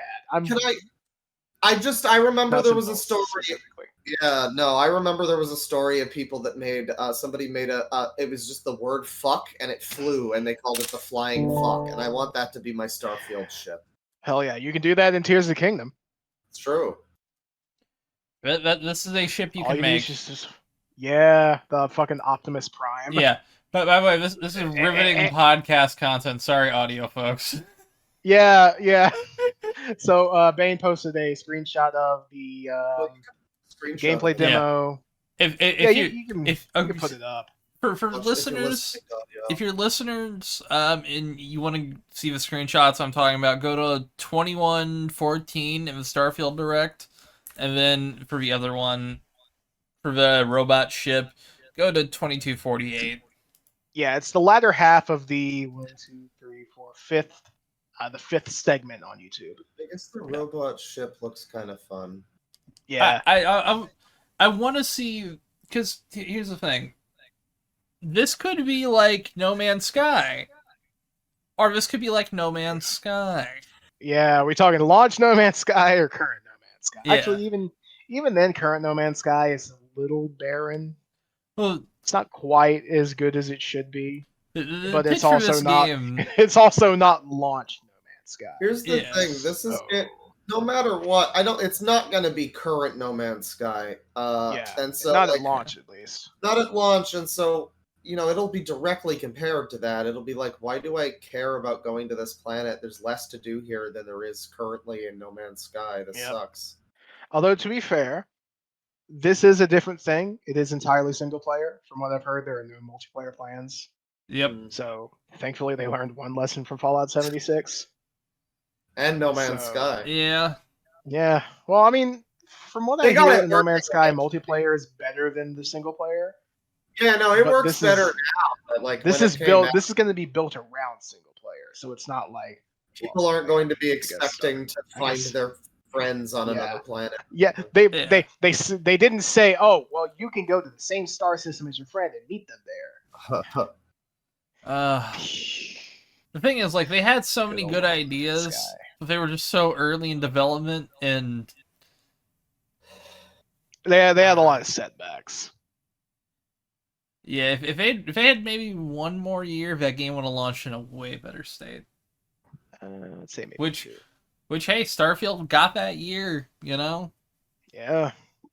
And it visually does look better than it did last year. It's been fucking 8 years since a mainline Bethesda game. Good lord, it better be big. Yeah, it has been a long time. This is like their first game in a very long. I mean, basically ever in terms of the consciousness of Bethesda as a developer. This is basically their first game ever that is not based on like existing Elder Scrolls stuff or existing Fallout stuff. Their first new IP, because they did a bunch of stuff like from like Oblivion and before with like Terminator. I think they did the Pirates of the Caribbean game. I know that those Terminator games were apparently pretty good. So Future Shock is great. Yeah, no, they did other stuff, but I mean, like in terms of the sort of the public consciousness of Bethesda, most people haven't played those games. But it's just Elder Scrolls Fallout. This is their first big thing that's original, and I just don't know. I mean, they're gonna have to have original lore that's captivating in some way. And Elder Scrolls was original, but I get your point. It's the it's the newest. Yeah, first thing since fucking 94.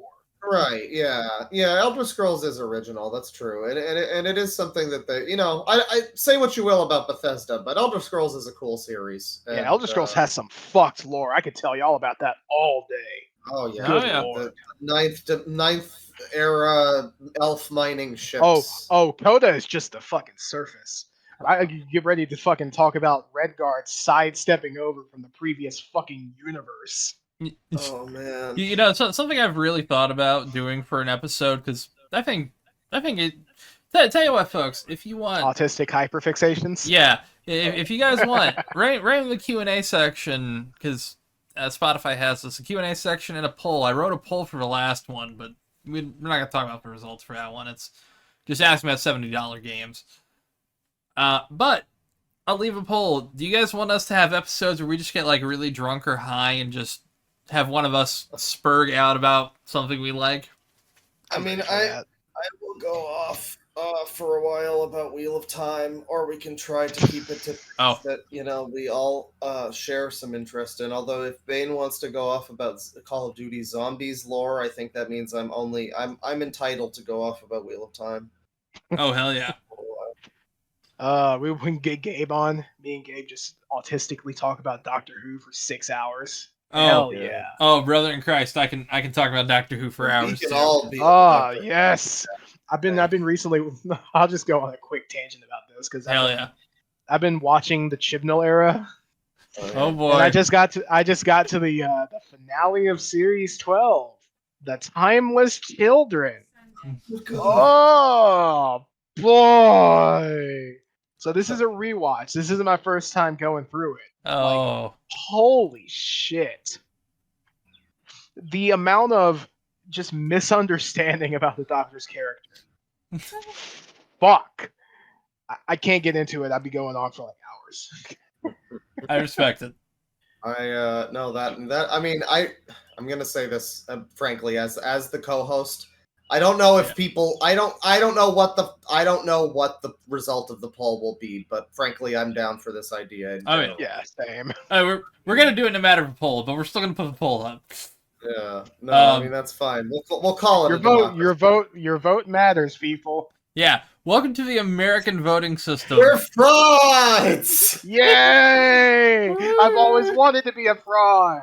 Hell yeah, dude. So I got the result of the last poll, by the way, if you want. Okay, what was the last poll? I wrote, do you think $70 video games should be the future or not? I got a 0% on the yes. Holy shit. Yeah. So it was a 4-choice poll. Amazing. I had should be more expensive. Somebody voted on that one, so we should shame them. 3%.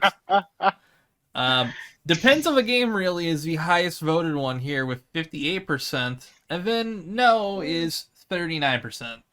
I think it would be better if games are priced as, for what they're worth. Yeah, genuinely. Like the new Sonic probably shouldn't be like $60. Yeah, make that like 40. Gollum could be worth 30. Maybe. I mean, it should be worth like 5. Yeah. But, 30 is like whatever. Yeah. Then it's like Red Dead would probably be worth like 150 or something like that. Yeah. Yeah. Because there's so much fucking. I think there should be an upper cap. But I would pay $100 for Red Dead 2. I think I did pay $100 for Red Dead 2. Actually, I would pay $100 for Red Dead 2 if I could pay like $20 less for a bunch of other games throughout the year. I guess that's fair. Because I don't know, Resident Evil 4. I would have bought it, but it was full price, and that's like basically $100 with tax in Canada. And I was like, I want to play this, but I'll probably wait until it's just on sale. Yeah, literally the only reason that I got the deluxe edition for $70 was because original soundtrack and also some pretty cool costumes, admittedly. Yeah. Well, I mean, it's Resident Evil 4 is a game that's like it's kind of I think a fairly short game in the scheme of things. Well, yeah, but Resident Evil games have always been very replayable. Yeah. Okay. They focus on that shit. All right. I'm not sure I would replay them though necessarily, not right away. So it's like $80 or whatever for a game, and it's like, I wouldn't maybe want to pay full price for that, but at the same time, if I wasn't able to play Tears of the Kingdom at a friend's house like I did, I played it for free legally at a friend's house. Same here, brother. Same brother. Friend's house. Yeah. Wow, cool. All of us have the same friend. That's amazing. Yeah, my friend's actually sitting here right next to me. My Switch dock. That's awesome. But my friend is on my computer actually. But no, that's fair. If I wasn't able to do that, then I probably would have. I would have been willing to pay like full price for that, because that's a game that I spend quite a lot of time on, and I'm still I haven't played it in 2 weeks, and I'm still like I have more to do in it if I want to go back into it. Yeah, I've been meaning to go back and finish it. So yeah, I think it could be like according to what they're I don't know what they're worth, quote unquote, but then that's up to interpretation for people. Yeah, like a game that's short but replayable could be worth a lot less to someone who doesn't tend to replay things. But also, a game that's long and generally just kind of is filled with like padding. Most people wouldn't say that that's worth a lot because it's a long game. Yeah, like an Assassin's Creed game that's 400 Yeah, exactly. hours. Yeah, grind. That's why I'm so glad that the new Ubisoft game they're threatening us with is not 1,000 hours. Yeah. What is it? It's Mirage. Yeah, Mirage. Yeah. Which is people are their last threat to make a good Ubisoft fucking Assassin's Creed game. People are somewhat positive toward that game. I didn't see the trailer, but like it looks good. I'm all for a good Assassin's Creed again. Yeah, it's just back to the assassination, you know. I remember I always hated Assassin's Creed basically until like I realized Tristan was a fan of it, and I was like, oh well, Tristan's damn. I mean, like Tristan's a fan of like you're a fan of like AC2, like the early games. Every so often I do enjoy a good game. Yeah, and so like I was like, oh well, if he likes this, there must be something going on. So I picked up Assassin's Creed 2, and yeah, Assassin's Creed 2 is a classic. Yeah, I would say 1, 2, Brotherhood, Revelations, and 4. Those are like peak. I'll also recommend Unity. Before anybody fucking says no. Well, I'll explain Unity's recommendation in a minute here. Okay, no, I've heard good things about Unity. It's just that it's fucking broken. There's also it's better Creed now. 3, which is okay, I think. No, 3 was not good. Yeah, 3 was rough. 3 was rough. Yeah, like it would have been better if they focused more on the sailing, which is why 4 is good. But the main thing when it comes to Assassin's Creed that makes it good, well, there are a lot of factors that are involved, but one of the primary things is interesting architecture to climb and good vantage points, and you really don't find a lot of those in fucking colonial America. That's true. And parkouring through the trees is just rough because it's very difficult to tell what you can jump onto. Now, see, that's why I recommend Unity, is because one, they did fix it.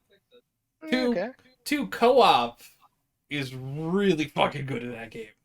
And really, I haven't heard anything since it released, but I've heard that it's just kind of empty. It's a little empty, but the one thing that is like when you're in those cities, the movement is so fucking fluid within the cities. Well, that's good then. It's honestly a shame that Syndicate kind of sucked. I've heard a lot of bad things about Syndicate. Yep, and then we have Origins and Odyssey and then Valhalla. Which aren't Assassin's Creed games. They're fine games for what they are. They're not Assassin's Creed games. I never was able to enjoy them that much. Yeah, for me, like one of the main staples of an Assassin's Creed game is being able to assassinate someone. Yeah, and you can't quite do that when everyone's like when it's an RPG, you know? Yeah, it's why I'm not a big fan of the RPG ones. They shouldn't have been called Assassin's Creed. Yeah, just call it like. Honestly, even keep it in the Assassin's Creed series. Just make them like sub games. Yeah. Like instead of making it about an assassin, maybe you play as like a fucking Templar. Or instead of being an assassin who assassinates people, be part of an assassin order who, is mostly a foot soldier. Something like that. Now, the one thing I'll say about Mirage, the positive is it's only launching, like its base price is $50. Shit, all right. Yeah. Damn. Which, I mean, that means it's probably going to be pretty short.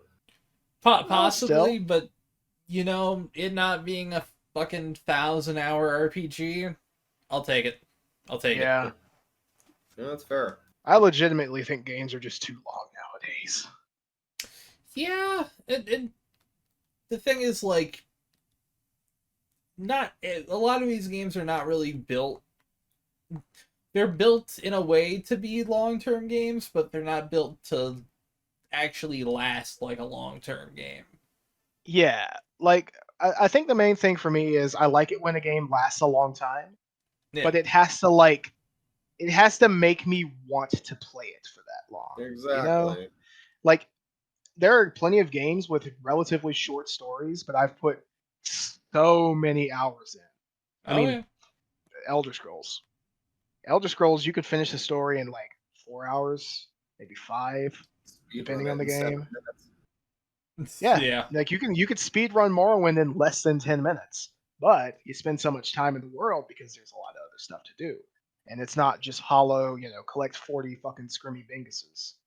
Yeah, it's not constantly go to the same map, get the same thing, do the same challenge. I think and like even the fancy game essay YouTubers would say you're intrinsically motivated versus extrinsically. Yes. Yeah, and like even with games that do have scrimmy binguses in them, like Tears of the Kingdom, the interactions with the world itself, like that is what motivates you to play. Yeah. So even though you can finish the story, well, you can finish the story as quickly as you fucking want, honestly. But even though you can do that, you have all of this stuff to explore, and it makes you want to explore it. Yeah, it's like it's like I don't know how to describe it other than it's like you get that little flash of something in one direction, and you're like, okay, I'm gonna deviate from that little path. Instead of, oh god, I have to go over there, it's, ooh, what's over there? It's like, what's going on over here?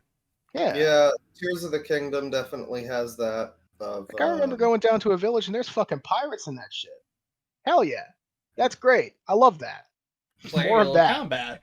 More pirates in games, honestly. That's the takeaway from this. Oh yeah. Assassin's Creed 4, great. Tears of the Kingdom, great. We need more pirates. Fucking speaking of that, Sea of Thieves is getting a Monkey Island expansion. Ooh. Really? Yep. I'm gonna have to play Sing of Thieves. I'm gonna have to play Sea of Thieves at some point. Honestly, if you guys are fucking down, I think we should stream that because that would be so I ain't got fun. It's do you have Game Pass? Nope. I think I have a spare code that like you get sometimes for being a fucking Nitro member. All right. Well, I mean, hey, if y'all are offering, and if I can get the game for free, I suppose I'll do play it. I never. That's what got me into playing GTA Online. I never played it before, Sea of Thieves, but I understand it's like better, a lot better now. I think a lot of people still find it kind of boring though. So I mean, I don't know. It's one of those ones. It's one of those ones you really need a crew to go into. Yeah. It's like playing it solo or even like duo. You've got to do a lot by yourself. Having a crew for you really get that inspiration of like, oh, you're piloting a fucking, you're piloting the ship, or you're shooting the guns. Well, speaking of pirate action, oh yeah, there was recently a teaser trailer for the One Piece live action show. Oh yeah, and I notoriously came down in favor of the Cowboy Bebop show when I watched a little bit of it, the Netflix one. And the reason for that was because I'm not really a Cowboy Bebop fan outside of the music. I don't really care too much about the series. And like when I look at that show and I compare it to like American sci-fi generic show, like whatever, I think I was comparing it like to Altered Carbon. Like if you compare it to that show looks really stylish and interesting. It might not be a great, and it's also like visually it's a better adaptation of like Cowboy Bebop than Ghost in the Shell or some shit. Yeah. So like that was basically what I meant when I was saying like, oh, this looks fine. But when I look at the One Piece thing, I mean, I'm actually a fan of One Piece, and outside of like a couple of things, I mean, it looks like they're doing it somehow. This wacky, stupid bullshit is looking pretty okay. I mean, there's a bit of a cosplay vibe to the look of people, but that's just because everybody, by design, looks very wacky. Yeah, and so having them be like accurate in live action, they're going to look kind of unreal a little bit. Yeah, it's like they look a little goofy, but the thing is, they're doing it a lot more faithfully than any of the other ones I've seen. And the CGI doesn't look like it looks a little goofy with the CGI, like for the gum power, but oh yeah, well that's going to look goofy, but like the big giant fish thing, the Lord of the Coast. Yeah. That was looking really good. That looked solid. Yeah, and they're using actual sets, and you can see them physically there. Yeah, well, the guy who's making it is, a big fan of it, and Eiichiro Oda, is, the author is involved in the production, and he's closely involved. So it's like it's not going to be unfaithful to his vision. Yeah, there's a lot of potential there. The thing for me is the guy playing Zoro sounds too young and looks too young. I agree on that. And some of the everybody's been saying Luffy's seems like he had. I think Gabe put it as this version of Luffy has 3 brain cells to rub together instead of 1. Yeah, a little more clever. He's just slightly less gormless by virtue of being a human being and not having just a blank stare of Luffy on a manga page. Yeah, not having to start the engine of the brain often. Yeah. No, I mean, I think it's looking pretty good. I don't know. People are kind of down on it. I mean, it's a shame. Because, if there's an art to adaptation, and I think it might be pretty good. Oh yeah. I'm excited to see what they're gonna do with that. Tristan is asking us if we are going to end soon. Hey, listen, I got to make some ravioli. That's fair. Yeah, we're about the 2-hour mark. We'll wrap it up in about 2 hours. Yeah. I don't know if we have anything else we want to cover. Quietly check my own recording. We're only 10 minutes away. Yeah, but about that, yeah. Well, I think right now I'm actually really excited because after next week I've got 2 weeks off work, so gonna actually start streaming again. Nice. I've got a couple edited videos which are almost finished. Nice. Hell yeah. Dipping a little into true crime because it gets kind of absurdly funny near the end. Speaking of fucking true crime, I gotta look up that fucking asshole. Oh yeah, wasn't there an update today? Stephen McCullough. All right. Yeah, the streamer guy. Yeah, I saw another video talking about that recently. No, wait, hold on. Oh. Not adjourned for another month. That was a month ago. All right. Fucking Belfast Telegraph. Of course. Always the fucking Belfast Telegraph. Hell yeah. Okay. Prosecutors expect police to file by the end of summer. Oh my god. Case has been adjourned until July 14th. This keeps happening. Yeah. This is the way the legal system works. This will be happening for years. All right, so I will say, this is alleged. All of it's alleged. Yeah. The alleged murder of Natalie McNally by allegedly Stephen McCullough. Well, it was a real murder. Yeah. Allegedly. Murdered allegedly by. Yeah. I mean, look, the dude's from Europe. He doesn't have that kind of money. I think we can kind of get away with saying it. Jesus Christ. I'm totally fine with slandering Europe. Personally. I'm totally fine with slandering Europeans. One of those potato countries. It's okay. Well, I mean, it's Ireland. No, it's Northern Ireland. He did it. He fucking did it. He has the knife.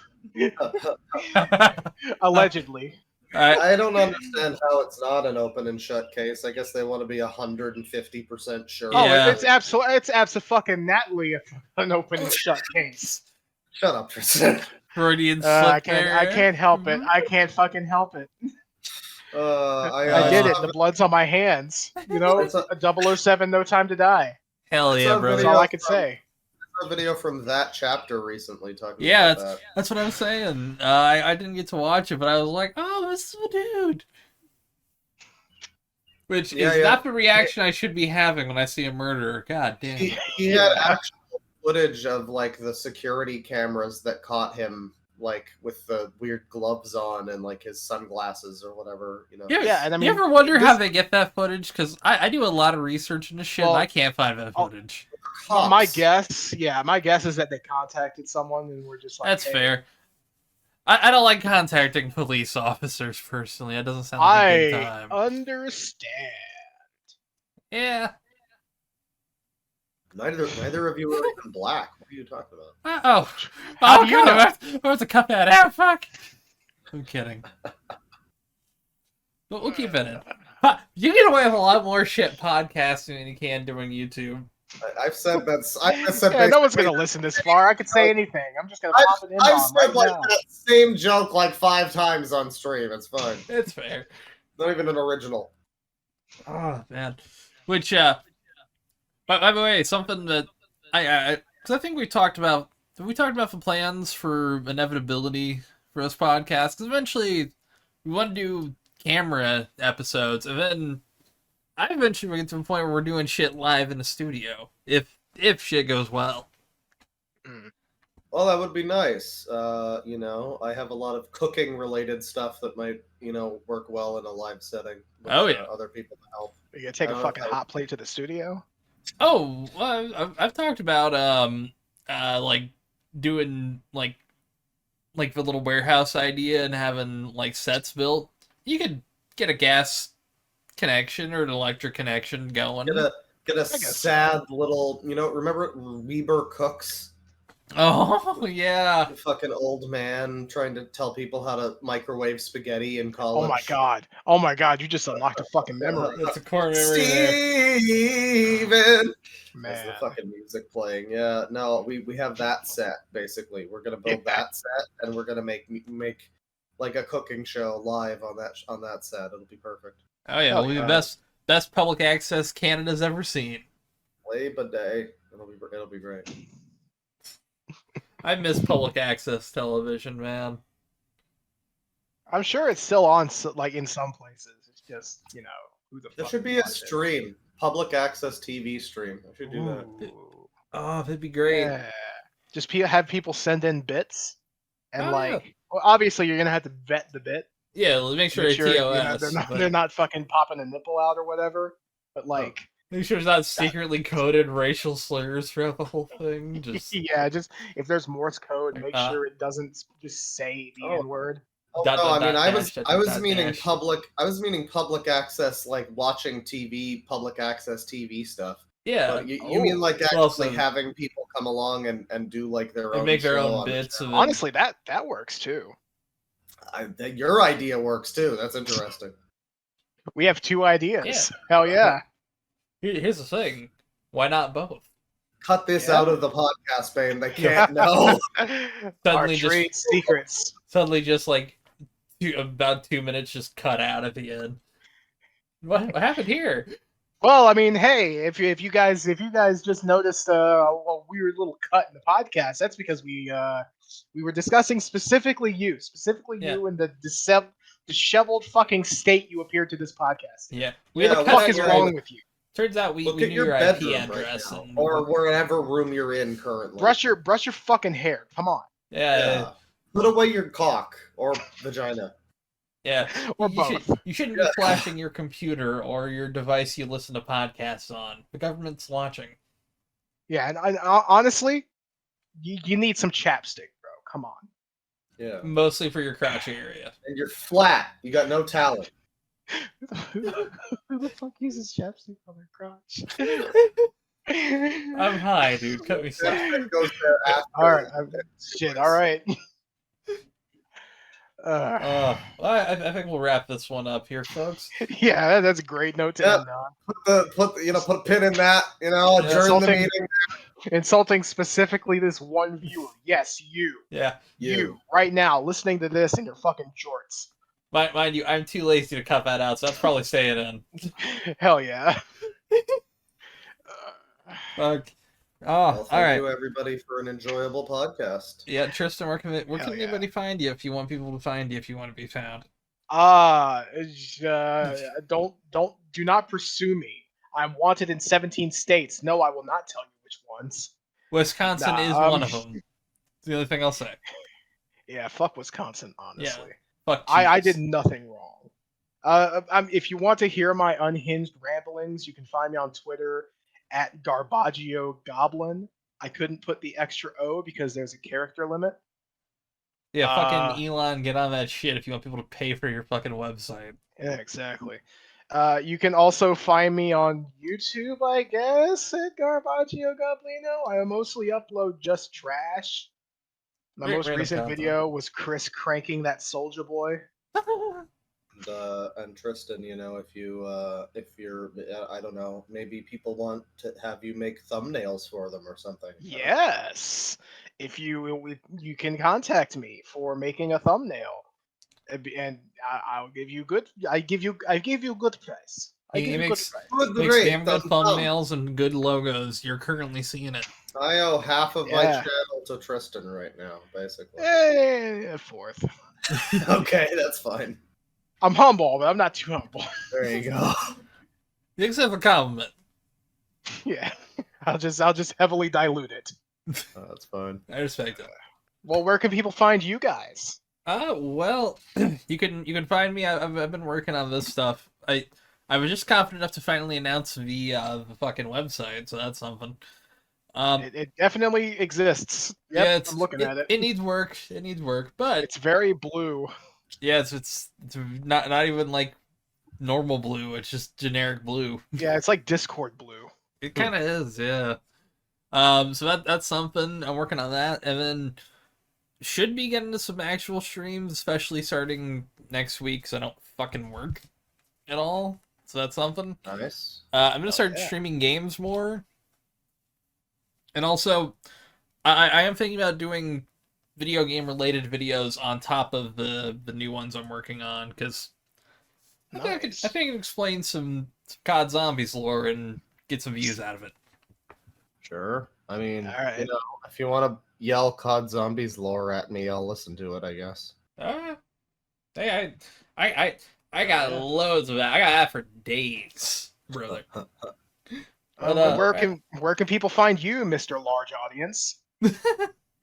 Oh, me? Oh, yes. Mr. fucking 1.80K, 180K. Well, 1.80K? 181K at this point in time. Oh, Thank you. He's moving up in the world. Mr. Big Shot. I'm Deadwing Dork on YouTube. I guess I'm also on Twitch as Deadwing Dork, but I guess people aren't using Twitch now, so I don't know. You know, follow me if you want. I suppose I'll probably use it again. You know, there are still benefits to Twitch, but it's like, man. I do have a Kick account, but I don't know if I'm ever gonna stream there just because I'm lazy and not used to change.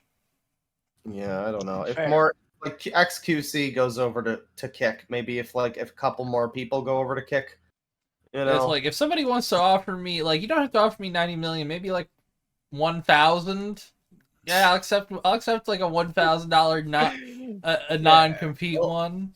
You know, non-compete. I mean, XQC didn't even get non-compete for 90 million. Yeah. Look, I'm a cheap whore. I'll do 10,000 and I can still stream to YouTube. Yeah, look, we'll do exclusive Kick shit. You should tag Kick in a comment on your whenever you tweet this. Just tag them. Yeah, it's like, hey, look, if you want, watch till the end for a secret. Also, yeah, we did get we actually have a sponsor offership from like Spotify's website app that I uploaded this from, but that takes like a few months. That's cool. That's something I don't even want to prop it up because it takes like 2 months for that to come in. But well, we'll probably wind up reading sponsors for Adam and Eve or whatever on the podcast at some point, probably. Depending on what they offer, you may hear us read something or anything. Who knows? Yeah. In the meantime, though, use code Wubby because I like him and he streams good. Oh yeah, sure. Use whatever fucking code you want. Well, thank you everybody thank you guys for showing up and waking me out of my nap so that I would show up. Hell yeah, brother.